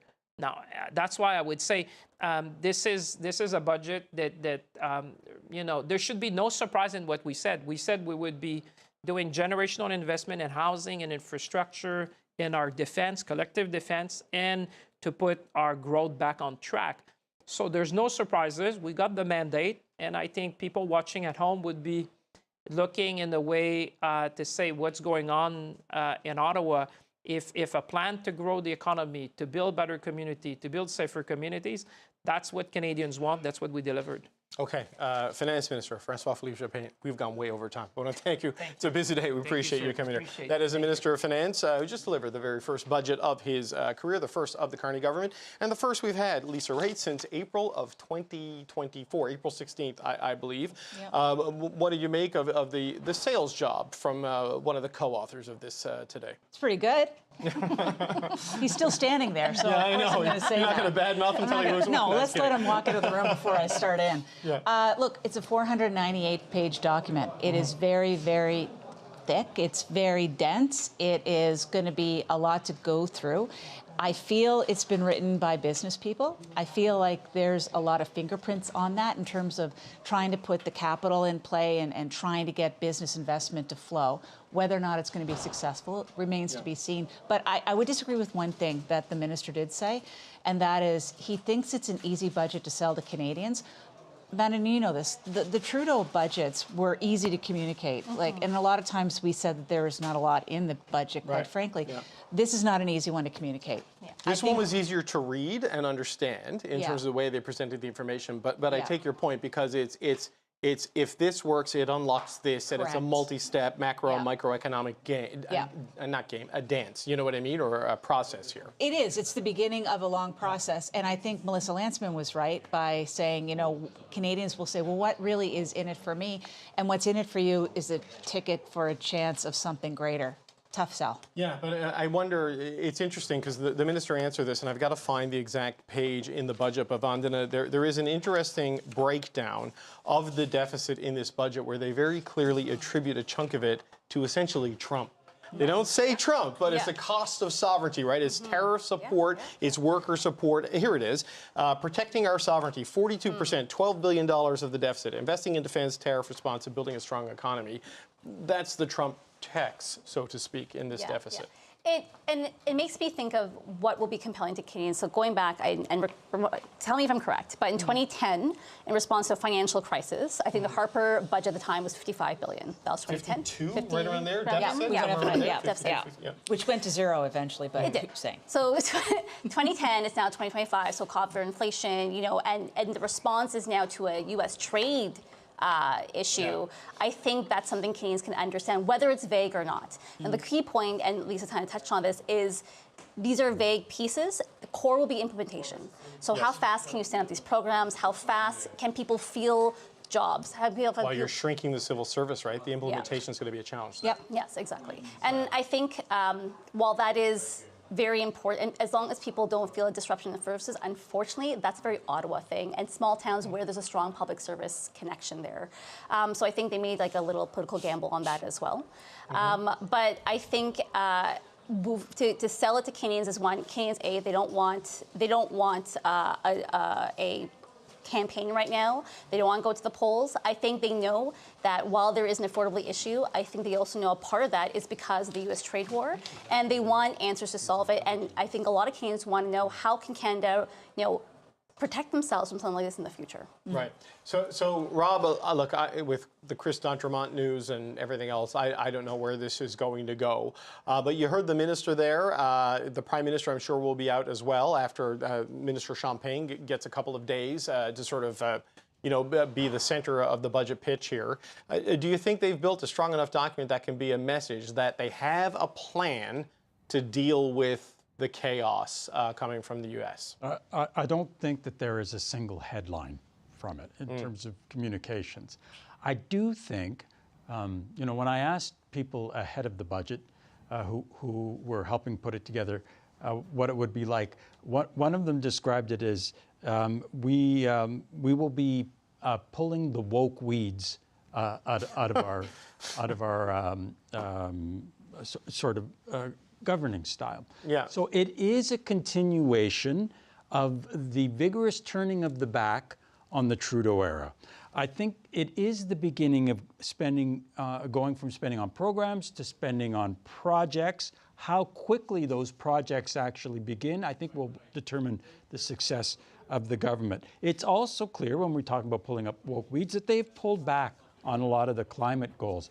And I'm also struck by one last thing. Listening to Finance Minister Champagne, he and I may share something in common, and that is he may also be paid by the word. Well, look, after the past year we've had, if I had that, I'd be taking early retirement immediately. Andrew, your thoughts on this as someone who's had to sell budgets and fiscal plans, and what do you make of the argument there that this is a bet on Canada, investment in Canada, and could eventually unlock the potential of Canada? Yeah, it all sounded pretty good, didn't it? I mean, it was kind of a nice way to wrap it all up. But I think what this budget's going to be judged on is really three things. One is, did it reveal enough about where the Carney government actually thinks it wants to go? I think it has started to lay those those markers down in a way that we've not seen over the last 6 months. Second question that I think the public has is, does it meet the moment? And that's true for every budget, is does that budget address the issues today? By and large, I think the answer is yes on this particular budget, notwithstanding some real gaps around the affordability question. But that speaks to the third issue, and that is it better than what the opposition parties are promising? And I miss having Melissa Lantsman on this show and getting to argue with her those kind of spirited debates. There's no one better than she was at that. But there wasn't anything substantive in terms of what they would offer up differently. And I think absent that choice, this budget probably does enough to get across the line. Whether it's transformative or not, whether it's transitional, it does seem to meet the moment. And that's really what I think the electorate is looking for. Vandana, to harken back to the Trudeau years and sort of the shift in priority and focus, I had someone inside the budget lockup who follows this very closely say, this feels like a pretty good Bill Morneau budget in that it is about trying to squeeze efficiency out of tax incentives and supporting key industries to jolt the economy where you can in a pretty uncertain time. It's a different time. It is a different time. It is a different person with priorities that I think he's trying to, I think for Mr. Carney, stronger economy benefits everybody and it uplifts everyone. So I think while there was a time where it was important, and it's still important, you've seen that with announcements towards women and gender equality, to LGBTQ+ communities, et cetera. You still see that here, but what it's focused on is bringing the economy stronger, everyone, to make sure other people, everyone has a chance to be able to contribute and feel the impacts of that. So I think it's just a different time, and Canadians are looking for different things. Yeah. I don't think there's anything wrong with that. So, Lisa, I know Canadians may be looking for different things because it is a different time. I don't know if they're looking for another federal election. Certainly there's no public opinion data that would suggest they're craving for it. So how do you think this ultimately plays out in the next couple of weeks here in this parliamentary session? I mean, there's variable factors now with people like d'Entremont, and I don't know if there's others like him. But do you think the opposition parties will truly come together and bring this down to the wire? So the budget feels like to me that it's the budget not to run an election on. It really is the budget that they want to action and execute on. So if I would assume that this PMO is looking for more Chris d'Entremonts out there, and it's not just about getting this budget passed, it's about securing the majority. Right. Because the implementation of this, that Budget Implementation Act is going to be insane if the budget is 498 pages. So for that to get through and start being worked on and start rolling out real changes in our economy, while, by the way, you're still negotiating with the United States, a small thing called the USMCA, I think that they have to look for a majority. They need to find their peace of mind that they have 4 years without being stuck on confidence votes. And I assume they're going to put some effort into that. And I think they're going to hope that the response of Canadians to this budget will be such that some other folks will be thinking, maybe I should give them that majority. A strong, stable majority, Lisa? One that's national. Yeah. But you think that's where it could go? If there were an election, it could be a Liberal majority? Did I understand No, I'm saying they want to avoid an election. So they want to try to get people to come to their side now. I gotcha. And maybe the other folks are thinking to themselves, this may be the budget that my people like. Okay, so Rob, I know you're paid by the word, so I'm going to give you the last couple of words here.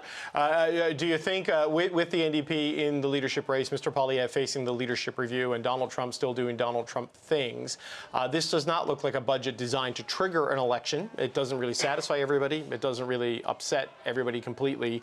How do you think this plays out in Parliament over the next couple of weeks? Well, in terms of committees, I think it's going to get a rough ride because the NDP doesn't have a status as a party. The Bloc and the Conservatives actually control most committees, and so it'll get a rough ride there. But I've always believed that we have a strong, stable minority government. No one party holds the balance of power. And we're going to get a look at that even without the floor crossing. What I'm looking for, I'm looking to see how somebody like Premier Danielle Smith of Alberta reacts to this. Yeah. She has provided Mark Carney significant cover, and I'll be interested to see what her reaction is to this, and then again, what that second tranche of big projects that the government is prepared to fund on November 17th is going to be about. I think that might have an impact as well on the government's political standing, as much as this as an economic blueprint might be. Yeah, that's the next big economic date we got to watch for is the Grey Cup, because that's how we're doing economic development now. It's the Grey Cup, the Stanley Cup, and the World Cup, Tim Hodgson told me. So middle of November in Manitoba, we'll get a sense of that. Look, I want to thank you all for dancing with me on a bit of a crazy day. Yvonne Denicotter, Lisa Ray, Andrew Thompson, and Rob Russo. Thank you so much to the Power Panel. You bet. Well, Bloc Québécois leader Yves-François Blanchet says it is hard to see how his caucus could support this budget. It sounds like you're leaning toward voting no on this budget. Can you explain why? You have a very good perspective on things.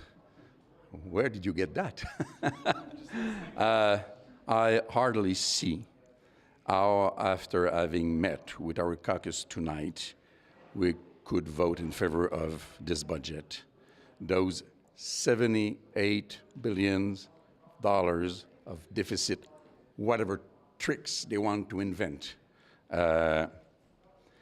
There's nothing of what we did ask in the budget.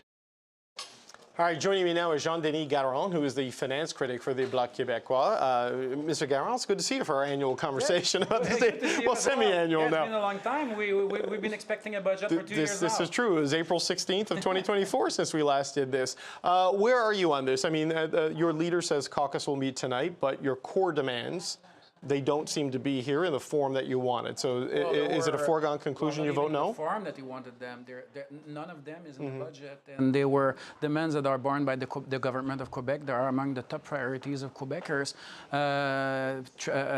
Pensions for seniors, health transfers, infrastructure transfers. The minister says there's 100 and something billions in there, but when you look at the fresh money for municipal infrastructure over 5 years, there's $9 billion. And within that, there's $5 billion for building hospitals, and nowadays you don't even build one hospital with that. So there's $4 billion left over 5 years. I mean, that's next to nothing. So and you can count, and you can go on. It's not as if like 1, 2, 3, or 4 of our demands were met. There's zero of them. Yeah, well, it seems like none of the opposition parties who laid out very clear markers got anything they wanted. The emissions cap is on life support, but the industrial carbon price looks like it's going to last, and the deficit's not $40 billion. So the conservative demands are not met. Your 6 items, including boosting pensions, is not there, and the New Democrats get a 40,000 person reduction in the civil service. And if I may, there's a nuance, because some of the demands by the other parties they weren't realistic. You know, we're going through some kind of crisis, tariff crisis, and yours were expensive though. They would have put the deficit over $100 billion if Which ones? on. Well, increase of OAS. I mean, a 10% increase in different boosts of the pension. If you sum them up for the next year, 26, 27, it's pretty much the same for every budget year. They were of 6.6 billion, excluding infrastructure transfers. Right. If you include transfers, it's 7 billion for the whole country, and the Quebec share of that is half a point of GDP. So that was very doable to meet them all. They were realistic, and the government could do that while properly managed public funds, and they decided voluntarily to do otherwise. Right. Well, look, properly managed public funds is doing a lot of the lifting there. We've got deficits of $78 billion and $65 billion. And I'm happy that you say 78 and that the tricky accountancy of the minister didn't bite. Right. What do you mean by that? That it is a clear assessment? Well, because the Champagne started to say that the operations and capital thing. And if you use that method, the Trudeau government would have had balance or surplus, balanced budget or surpluses 50% of the time. Yes. Well, I think it's more of a change in their thinking, that they don't want to get into program expansion. They want to get into economic growth. No, but the deficit is still the deficit. No, it's still $78 billion. It's a way to get away with an unrealistic electoral promise. Okay. Well, we'll see. But look, $78.3 billion declining to $56.6 billion by 2030 if all goes well on the economic front, and there's no guarantee of that. And they don't know where they're going to cut, actually. They say they're going to find 50 billions of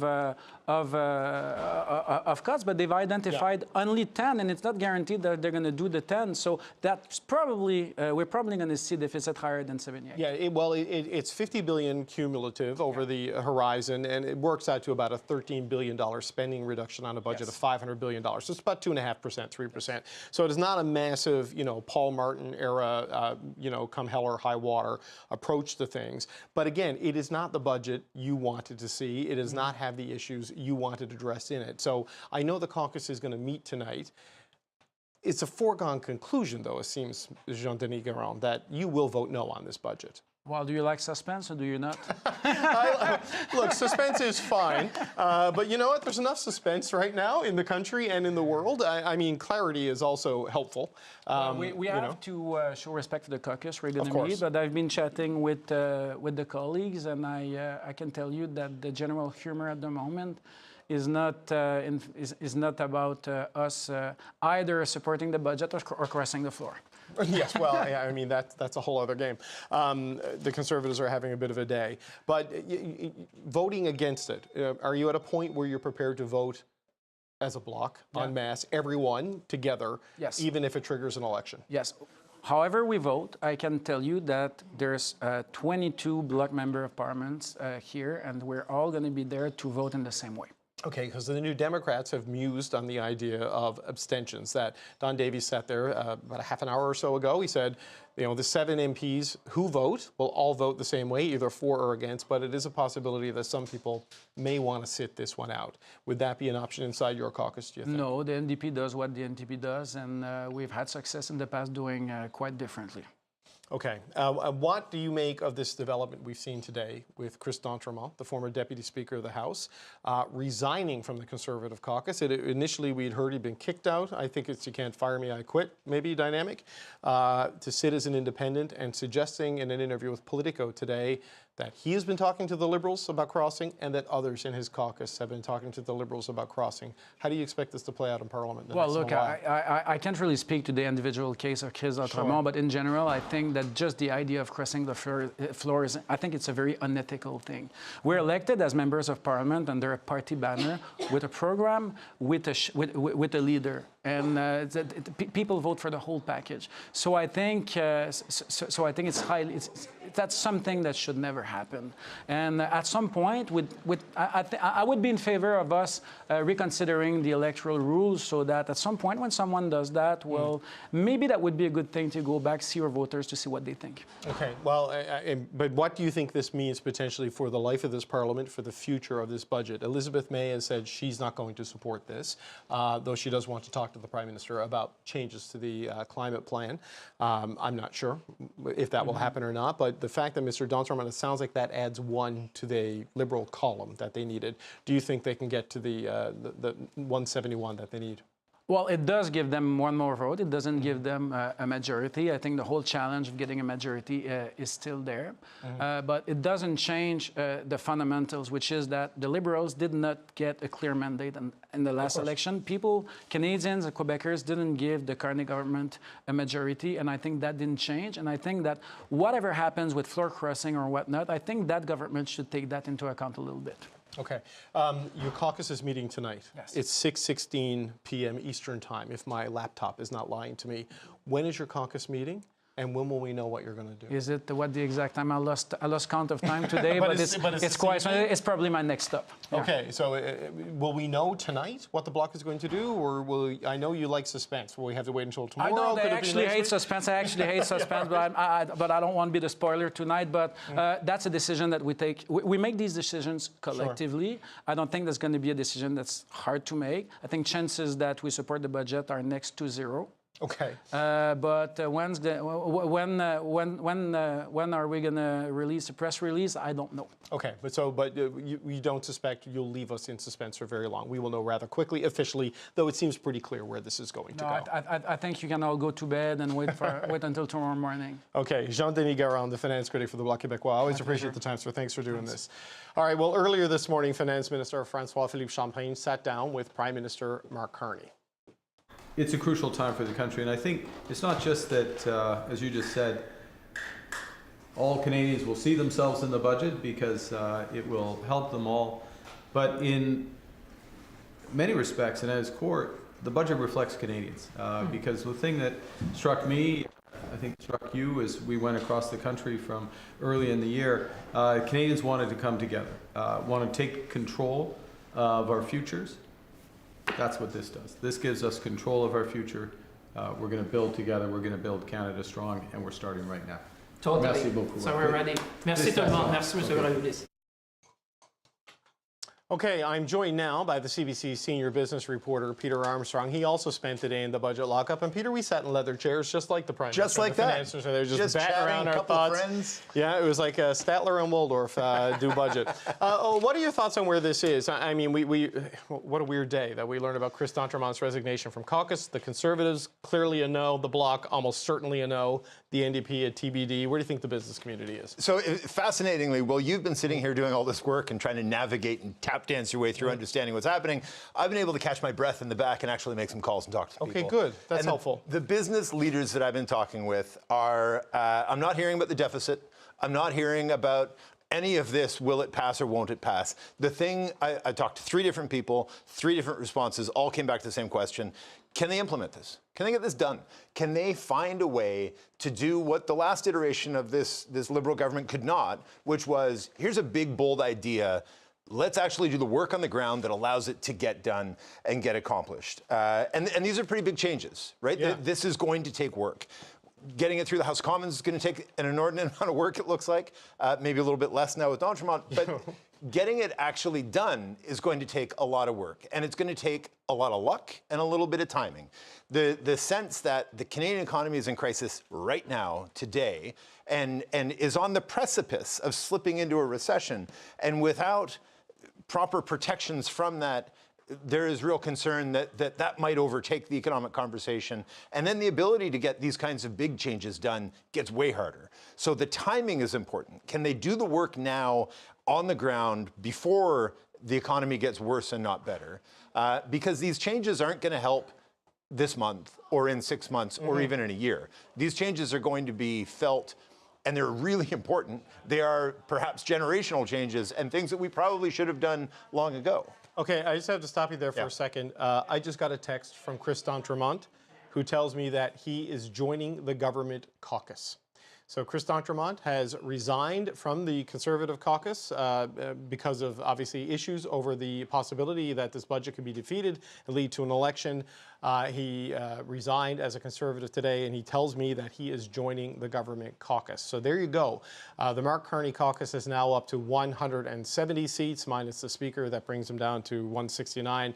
They need 2 seats, Peter, to pass the budget. So I don't know if this budget will deliver economic growth, but it's deliver caucus growth at a share of You've been working on that all afternoon, haven't you? Well, it's been a weird day of math. Okay, but just going back to the concerns that you were talking about writ large on the macro situation, and we're going to talk to Goldie Hyder in just a second after this. Do they think this can deliver? You know, there's a lot there. The major projects office got to deliver. The tax incentives got to deliver. It is a really difficult needle to thread. Yeah. And it is a needle to thread. And I'm glad you're talking to Goldie, because he's been raising some of these implementation concerns for weeks and months leading up to this. And the needle they need to thread is the major projects office has to deliver, and it has to deliver on time and in a way that makes everybody believe that the next tranche that's going to be announced, not this coming weekend, but next weekend, that they're viable projects too, because that's going to unleash more capital. You've got to show that, like, the world wants what Canada has, right? We make products everybody wants, whether it's energy or fertilizer or food or steel or aluminum. There is a market for these products out there. Making sure the world understands that this government is going to do the things it needs to do, whether it's at the Port of Montreal or in building pipelines or in getting things to market so they can buy them, is as much messaging as it is that hard work on the ground. And doing those both at the same time is really hard, but that's the task. And that's what they have laid out in this budget today. Yeah. And that's like, it clearly just got a little easier for them to get that through the House of Commons, and that's important too. But all of these little tasks add up. And they get harder as you move down the field. Yeah, it's interesting, Peter, just like we were talking about the 3 sort of big black swan events that have hit the economy in the last 20 years, right? The subprime mortgage crisis in the U.S. and what that did to the global economy, obviously COVID, and now Trump deciding to unspool, you know, But go back to add in another, the 2015 crash in the price of oil. we're still feeling some of the impact of that on the Canadian economy.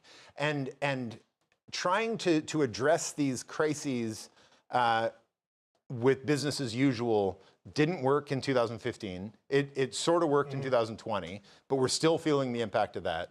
Trying to figure out what this crisis really needs. There's a good blueprint here. Right. The question is, can you get it through? My worry, and just as a final thought, because I want to get to Goldie, the challenge in COVID was the spread was exponential and the vaccination was linear. Right. The economic damage potential of Trump seems exponential and the remedies seem linear. The damage can happen fast and multiply. It takes time to reorient trade and build 100%. Out an economy. Right? And the risks that are happening, the risk that it could get worse and not better is underfoot right now, right? The Canadian economy might well have already slipped into a recession. We're going to get GDP numbers this month that will show us whether Canada did officially dodge a recession. It looks like we probably did. That said, even if we dodged a recession, it doesn't mean that it feels good out there. The difference between 0.1% growth in the economy and 0.1% contraction in the economy isn't materially different to the vast majority of Canadians that are out there in those corners of the economy that are getting hit.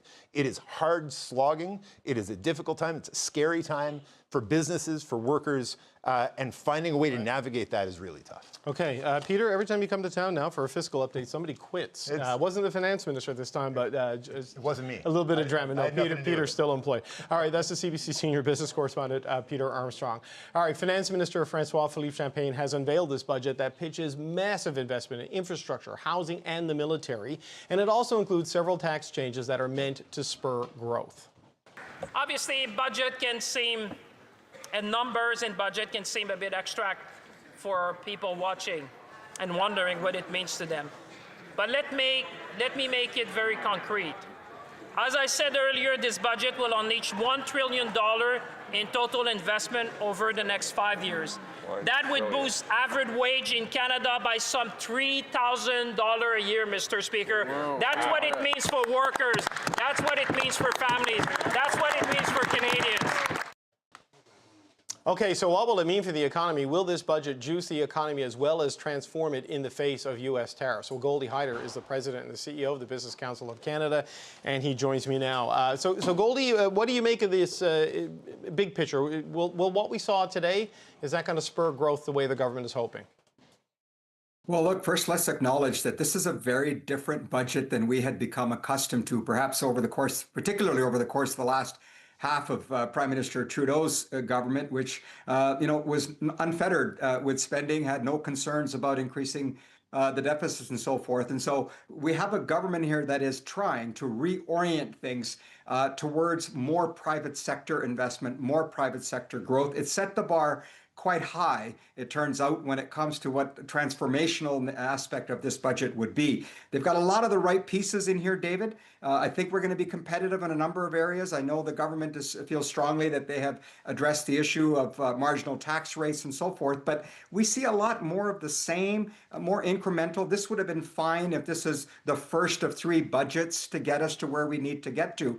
So we needed more. I think we needed it to be more aggressive, more bold, more ambitious in terms of making Canada the magnet for capital. And look, ultimately in any budget, what gets the credit is not what's said, but whether it achieves what it seeks to do. And time will tell whether it does that. The implementation, as Peter rightly said, is a very big piece of that. I do think they've left something wanting here that you're hearing across the country. Okay, the shift in thinking is pretty dramatic from the last number of budgets. I covered certainly in the priorities and how new spending will be profiled and what the focus will be. But you're saying more. Okay, there is this super deduction, as they're calling it, right? An accelerated write-down on capital and other things. I mean, what more did you want to see? Because there's the major projects. There is the emissions cap is on life support, Goldie, which is not going to cause you any grief, I I don't imagine.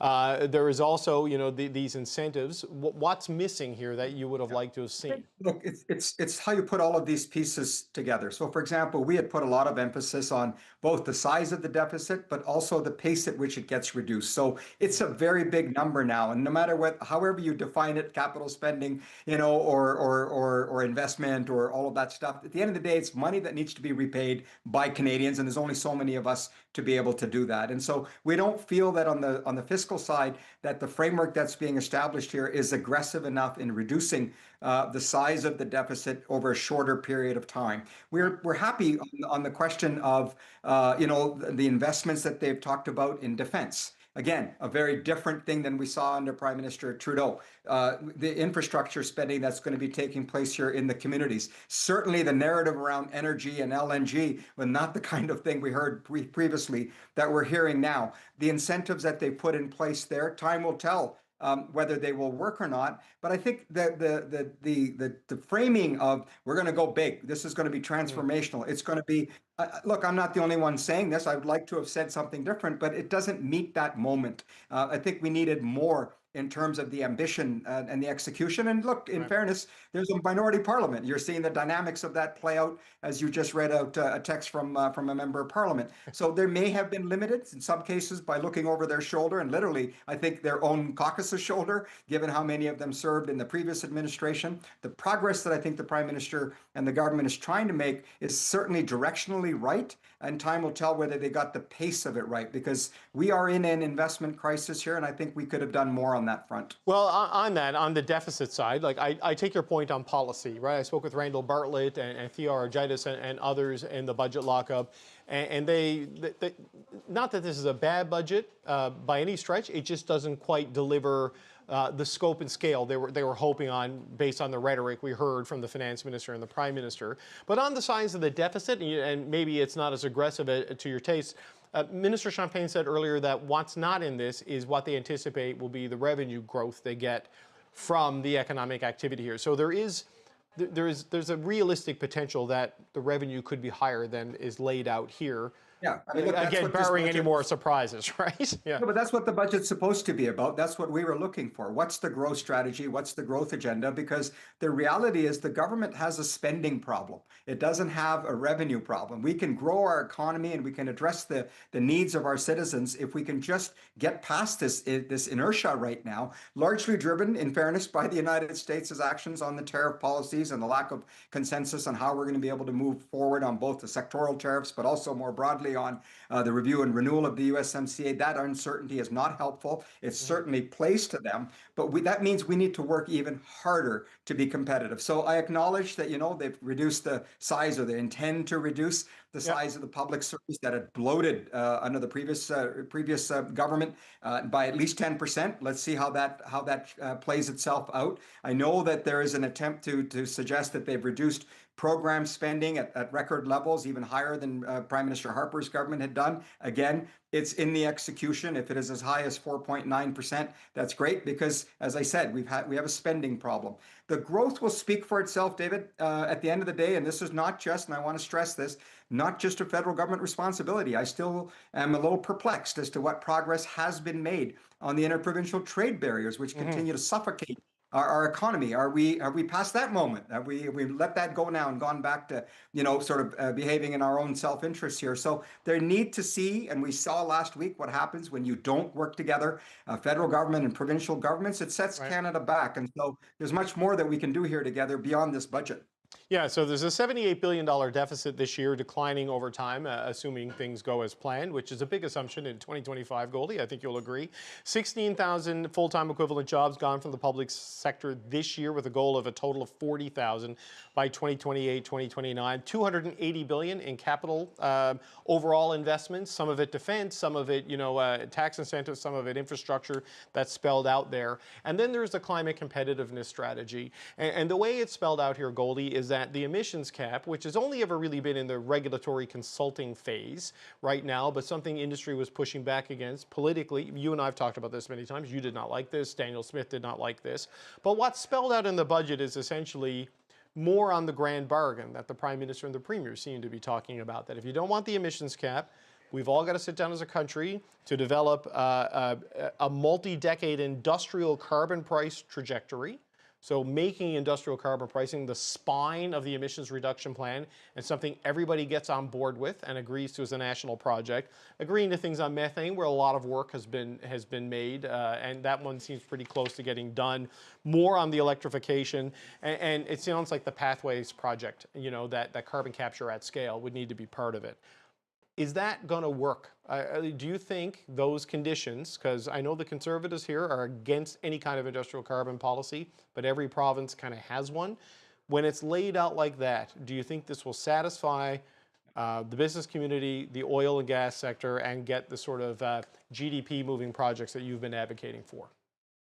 Well, look, maybe. You know, the effort is certainly there more than it was in the last administration. You know, you look at the price of carbon, $170, the direction we're going, that's completely out of whack with the rest of the world. I like that this budget is looking more at the emissions issue from a 2050 perspective. Let's get to the results, as the Prime Minister has been saying. But it would have been a lot easier to say we're going to lift the emissions cap and we're going to remove the tanker ban and we're going to work to get the carbon capture project completed and we're going to help build a pipeline that goes you know, west, just as the Prime Minister, having returned from Asia, where I was with him in a couple of different countries, where I know he heard what I heard, which is we're ready to buy your stuff, but the question is, can you get it to us? Can you build the infrastructure? And so this is a show me game, David. It's not a tell me game, and we've got to be able to show and deliver on these projects. And if we do, money will flow. The issue is not capital. It's great to have incentives because a lot of countries offer incentives, but ultimately capital will go where it grows. And I think we can make ourselves that place. Some of the things that you've talked about. I mean, I just want to go back to the point on the fiscal deficit.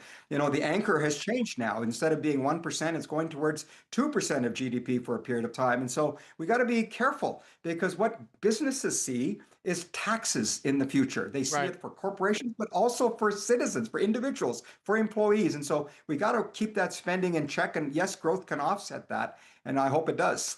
Yeah, look, that kind of had to change because of the, well, let's face it, everything is changing because of the unraveling of the world trading system. But just on that, and then I got to let you go, Goldie. The fiscal anchor is now a declining deficit to GDP over time, not debt to GDP over time, because some debt apparently is okay if it's buying the right things. But they want to, as another fiscal anchor, so an instruction, you know, to the government and ministries, we're not going to run deficits for operations. No program expansion, the salary expansion is going to go on the credit card, you know, 3 years out from now. That is a restructuring of the architecture of the Department of Finance and the thinking of the cabinet, right? Like that is a sort of thing that's going to change the way business gets done here if they one hopes. Right. Yeah, one hopes, and I do believe that I said genuinely. I think there was a bold a desire to reorient the way government works. I think there's a lot of smart people working on these things to try and make massive change in a very short period of time, and it's hard to do because the government is the Titanic, and you can't just turn it very quickly. So you've got to inch your way there. But the problem is we're in a crisis. The problem is we have to take control of our own destiny as quickly as possible, and so we would like to have seen more, you know, and faster. Really, I guess I've been saying more, but I really mean is faster to some extent on some of the things that they're promising. And we will see. I acknowledge that when it comes to not wanting to increase program spending and make it permanent is a good change. It's something we've been extremely concerned about over the years because we were just adding to permanent spending. So the shift from program spending to project spending is certainly welcome. And it just to conclude, as I said, good effort, lots of right pieces that are there. It just falls short of the big, bold ambition that I think that was being set up. And I think that's partly a reality of the political situation they find themselves in. But I do think that, you know, if it's going to work, it better work quickly because time's not our friend here. Yeah, it's hard to have majority ambitions in a minority parliament, but who knows where we'll be by the end of this week with the way things are going. Goldie Hyder, always a pleasure. That's Goldie Hyder, President and CEO of the Business Council of Canada. Thank you, sir. Thanks for having me. Okay, we're going to turn back to that breaking news we mentioned earlier in the show. Nova Scotia MP Chris d'Entremont has resigned from the Conservative caucus and tells me he is joining the Liberals. So CBC's Kate McKenna joins me now with the latest on this. Kate, what a day. We can never just have a budget day or a fall economic statement day without other drama. And what's the latest you have on all of this?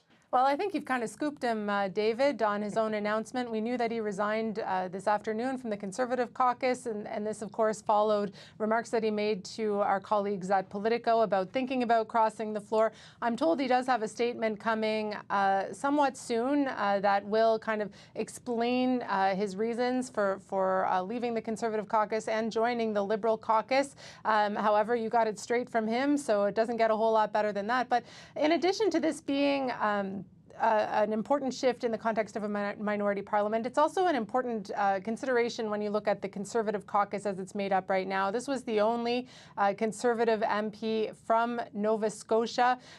He won by not a huge percentage in his riding, just about 1% of the votes there. So, you know, this is someone who was perhaps looking at this upcoming budget and thinking, well, maybe I wouldn't like an upcoming election on this issue.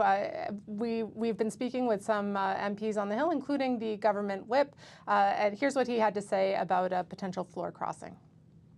Is a progressive Conservative, and he's looking for a new home, obviously, and if he wants that home to be within the Liberal Party, I know we'll make room for him. There was also some reaction from some Conservatives. I mean, we can imagine they do have a caucus meeting tomorrow morning where no doubt this will be a subject of conversation. Have a listen to some of what we heard on Parliament Hill. Chris made a decision, and he made a decision not to fight inflation and not to lower the cost of food and not to do any of the things that he was sent here to do. He ran as a Conservative. He ran to promise to make life more affordable for Canadians. The budget that we've just seen introduced by Mr. Carney absolutely does not do that. And so Mr. d'Entremont will have to reconcile what he committed to his constituents with his position today. Are you disappointed? It's very sad. Why sad? It's like a divorce, right? Divorces are always sad. And this, of course, the issue of floor crossing from the Conservative caucus to potentially the Liberals is something that has been sort of floating around in rumor circles for weeks here in Ottawa, but until now didn't actually amount to anything concrete. And of course, the Liberals, only need a couple more seats for it to be a majority situation. There are questions about how OLO, Pierre Poilievre's office, is going to respond to this. Will they be, for instance, reaching out to MPs that didn't win by large margins or are considered to be perhaps to the left of where their leader is politically at this time? Again, perhaps this is something that will be coming out of caucus tomorrow. Specifically on the topic of Chris d'Entremont, he lives in a Nova Scotia riding. He had expressed interest in being speaker, or at least being deputy speaker. In fact, he had let his name stand for that, but then pulled it at the last minute. And at the time, back in May, that caused some people were asking questions about why that was. Perhaps when he joins the government caucus, we'll be able to ask him kind of what the backstory was there, David. No, certainly an interesting move. When he made those comments to Politico, I mentioned this earlier in the show, I had spoken to Chris d'Entremont as well last night, and the suggestion was, he was telling me he had to make up his mind on what he was going to do about voting for the budget. Once you say that, and once you go public, you're either going to quit or you're going to be fired. He resigned, and now he is a Liberal. So we'll see. The other thing he said is there are more. So it could be quite the week for you, Kate McKenna, because you'll be covering Conservative Caucus World. That's the CBC's Kate McKenna joining us with the latest drama on what's happening with MPs here on the Hill. Okay, that budget that was tabled. The big question is whether the government will get the support from the opposition to, in fact, pass it. To weather the storm of uncertainty, we will not lower our sails, Mr. Speaker. Quite the opposite. We will raise them to catch the winds of economic change. Every dollar the Prime Minister spends comes out of the pockets of Canadians. The more they spend, the more things cost. With what this budget has put forward in terms of the generational debt and the deficits that we're seeing, we cannot support this budget, and Conservatives will not support this budget. I hardly see how, after having met with our caucus tonight, we could vote in favor of this budget. I can tell you that New Democrats are going to take the time to study this budget. There's no way that we can, as Greens, vote yes on this budget, But I want to emphasize there are several days in which this budget can be negotiated and amended before it goes to a vote. Okay, that was reaction from opposition MPs to this budget. We're going to get some more reaction now from a nonpartisan crew. Kevin Page is a former parliamentary budget officer and the CEO of the Institute of Fiscal Studies and Democracy. Jimmy Jean is the chief economist and strategist at Desjardins. And Armin Yalnizyan is an economist and an Atkinson Fellow on the future of workers. It's good to see you all. Thank you very much for making time on what I have no doubt is a busy day. Kevin, let's start with you. It's interesting, we do placeholder questions here, and it says XX deficit, and maybe it's because it needs to be censored. It's so large, just $78.3 billion. Do you think this is enough to drive the investment that the government says it needs to offset what's happening with the economy? Well, I think the government thinks that it would be hard to go much higher than that number of, $78 billion, 2.5 percentage points of GDP. So I think if you look at what is happening to the capital spending underneath it, both on an accrual basis and on a cash basis, it's a significant increment of money that's going to go into the economy. And given the weakness of the economy, I think that that's positive in its own right. But obviously, listening to people that have come on the program, it's hard to find people that are going to say, yeah, it's the great number. It's interesting. So I want to show off the deficits, if I can, over the horizon and then get Jimmy's take on this. It's $78.3 billion this year. It does come down over the next number of years, but it's still at $56.6 billion by 2029, 2030. Jimmy, at least for the first couple of years, the deficit is about twice what Chrystia Freeland had projected in the fall economic statement. Growth is cut in half. So that's why there's the big spend here on infrastructure, tax incentives, defense, and other things. Do you think this can give the Canadian economy the jolt the Prime Minister and the Finance Minister have been promising?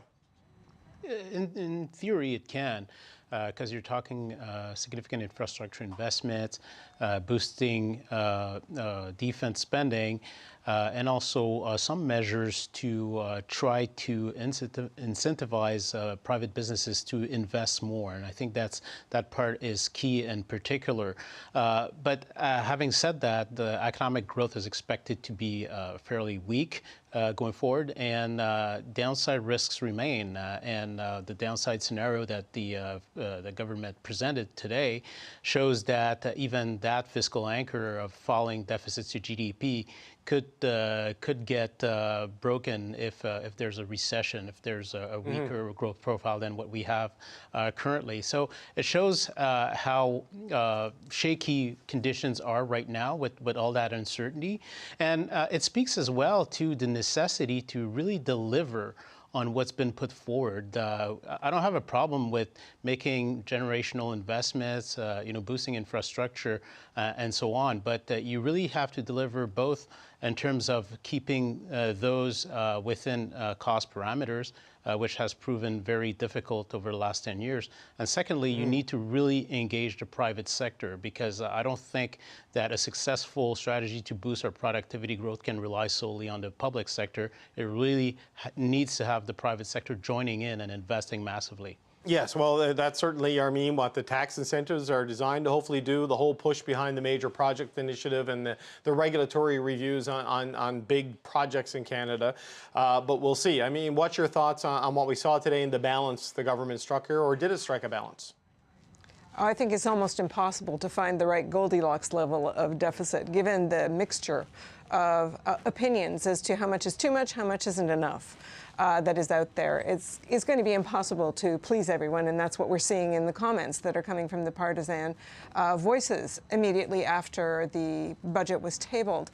But I think the issue is that Jimmy was making about the importance of having to do something, and the fact that the deficit is much larger than what it was last fall is due to one thing, which is that we are facing an unprovoked economic war. And as much as important as it is to try and lever more new private sector investments, particularly in our industrial capacity, which is at risk, we're trying to offset what looks to be the potential for great disinvestment in Canada, as many of these manufacturers, steel producers, and others are looking at the market, the Canadian market, and saying we need to be able to serve a market that is much larger than this, and we have to move south of the border. So I think we are looking at a very difficult phase. And to Jimmy's other point, it'll be hard to duck a recession. I know nobody's predicting a recession, but on November the 28th, we'll find out if we're in one or not right now. So, Armin, yes, we'll wait for those numbers. I don't know if we get excited about economic numbers anymore. It's just different levels of dread. But what are your thoughts on the cost reduction stuff we're seeing here in this? And that there was a little bit of criticism from some of the bank experts and business groups we spoke with that the incentive side wasn't big enough and the cut side also wasn't big enough. 16,000 full-time equivalent jobs this year, 40,000 over the course of 4 years, a total saving of $60 billion, about $13.5 billion, $14 billion a year is what it amounts to. What do you make of those changes on the public sector side when execution and delivery are going to be so central to this agenda and you have essentially a 10% reduction in your workforce? I think there is room to cut. It's not like there isn't room to cut, but it was done so quickly that, as Jennifer Robson said recently, it was done on a butcher's block, not with a surgeon's scalpel. There was no time to decide how to make these cuts. So we will see if the execution manages to duck some pretty bad decisions, but time will tell. And frankly, I don't know how you could have written this budget in the face of an unprovoked economic war without doing some of everything that they did, and whether they did the right amounts is, in the eye of the beholder. I will say, though, that we are not recession ready with a third of the jobless receiving jobless benefits, and a third of those who are most trade exposed, the people who are most trade exposed, which are auto workers, steel workers, aluminum workers, losing their jobs at roughly 6 figures and getting about a third of that income back. We're just simply not recession ready. This wave of unemployment that could be coming at us, which isn't predicted in the budget, this wave of unemployment that could be coming at us could actually cascade into a wave of economic dislocation as people lose their homes. Kevin, as I was talking to people in finance today, and asking them what makes this transformational, what makes this generational, because there has been some skepticism on the reality of this versus the rhetoric of this. They talk about the shift in priority away from operational spending as they define it on programs and on salaries towards capital. And they say that what they've spelled out today is credible in that the financial targets are credible, the economic targets are credible, and the cost-saving targets are credible. Do you think they meet the bar on those things? Well, I think in terms of fiscal credibility, the projections that underlie, this getting to an operating balance in 2028-29, as Armin and Jimmy talked about, it's weak growth for the next couple of years, and then we see growth return in the 2% range. So it's kind of a credible baseline. I think in terms of the fiscal policy response to this weakness, and this, potentially the precipice of a recession, I think it's. Again, you would expect that the deficit would go up in this environment. A deficit that goes up to 2.5%, relative to other countries, relative to our own past experience. In a context of a global trade shock, in the context of having to hit these NATO targets, it's that's a credible number. So I think in terms of the shift from from redistribution to wealth creation to investment in an environment that we've seen flatlining in real business capital formation for a number of years. I don't know what other choice the government had. If you think of our options, could we have just done status quo? No, hold the deficit flat. Could we have done just increased transfers to old age security, increased transfers to health transfers? I don't think that would provide some help, but it wouldn't be there. In order to rewire our economy, I think we need trade diversification. We're going to need a lot of infrastructure investment. So I think it's credible to have that type of economic strategy. Okay, so Jimmy, on this, what the finance minister was saying today is that certainly with the tax incentives and reducing what they call the meter, the marginal effective tax rate, they say they want to be the most competitive country in the world and sort of give certainty to business to make the investments in equipment and in buildings and in other things to take advantage of the opportunities here. But with all of the trade uncertainty still there, sectoral tariffs unresolved, CUSMA, who knows where that's going to go? I mean, does it do enough to offset the inherent conservatism that you're going to feel in a moment like that. Yeah, and I think when you look at that comparison that they're making, they're supposing it's kind of like you take that super deduction for productivity, but we know it's a temporary measure. It's going to start sunsetting in 2030, whereas in the U.S. it was made permanent. So it's not as if that so-called competitive advantage on the tax front is really something you can bank on for the long term. That's one thing, and I think you framed it correctly, that right now we're facing significant headwinds to investment, and taxation alone cannot fully offset this, the same way you had the Bank of Canada saying, interest rates cannot really offset fully those the power of those headwinds right now. But at one point there will be a point where the dust will settle, we'll have a little bit more certainty, and we'll be able to move forward. The key here is to make the investment climate positive, so that businesses can invest in confidence when that moment comes. Today, I think you see a step in that direction, but it doesn't go the full way. One thing in particular is the resource constraint when it comes to labor in particular. You're hearing a lot of build in that rhetoric, but not a whole lot of, who is going to build. And, you have labor shortages left and right in the construction sector, and no real plan to attract foreign workers in that particular industry. So I fear that this might be the big roadblock to many of those ambitions they have right now. Well, in fact, on that point, permanent residents, they're reducing the immigration target yet again from 395,000 to 380,000. But on temporary residents, and that's where a lot of those workforce gaps might be felt, that's going from 673,000 per year down to 385,000.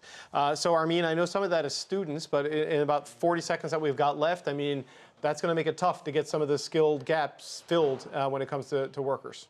100%. And basically what we've got is a budget today that does what it can do over the next 4 years.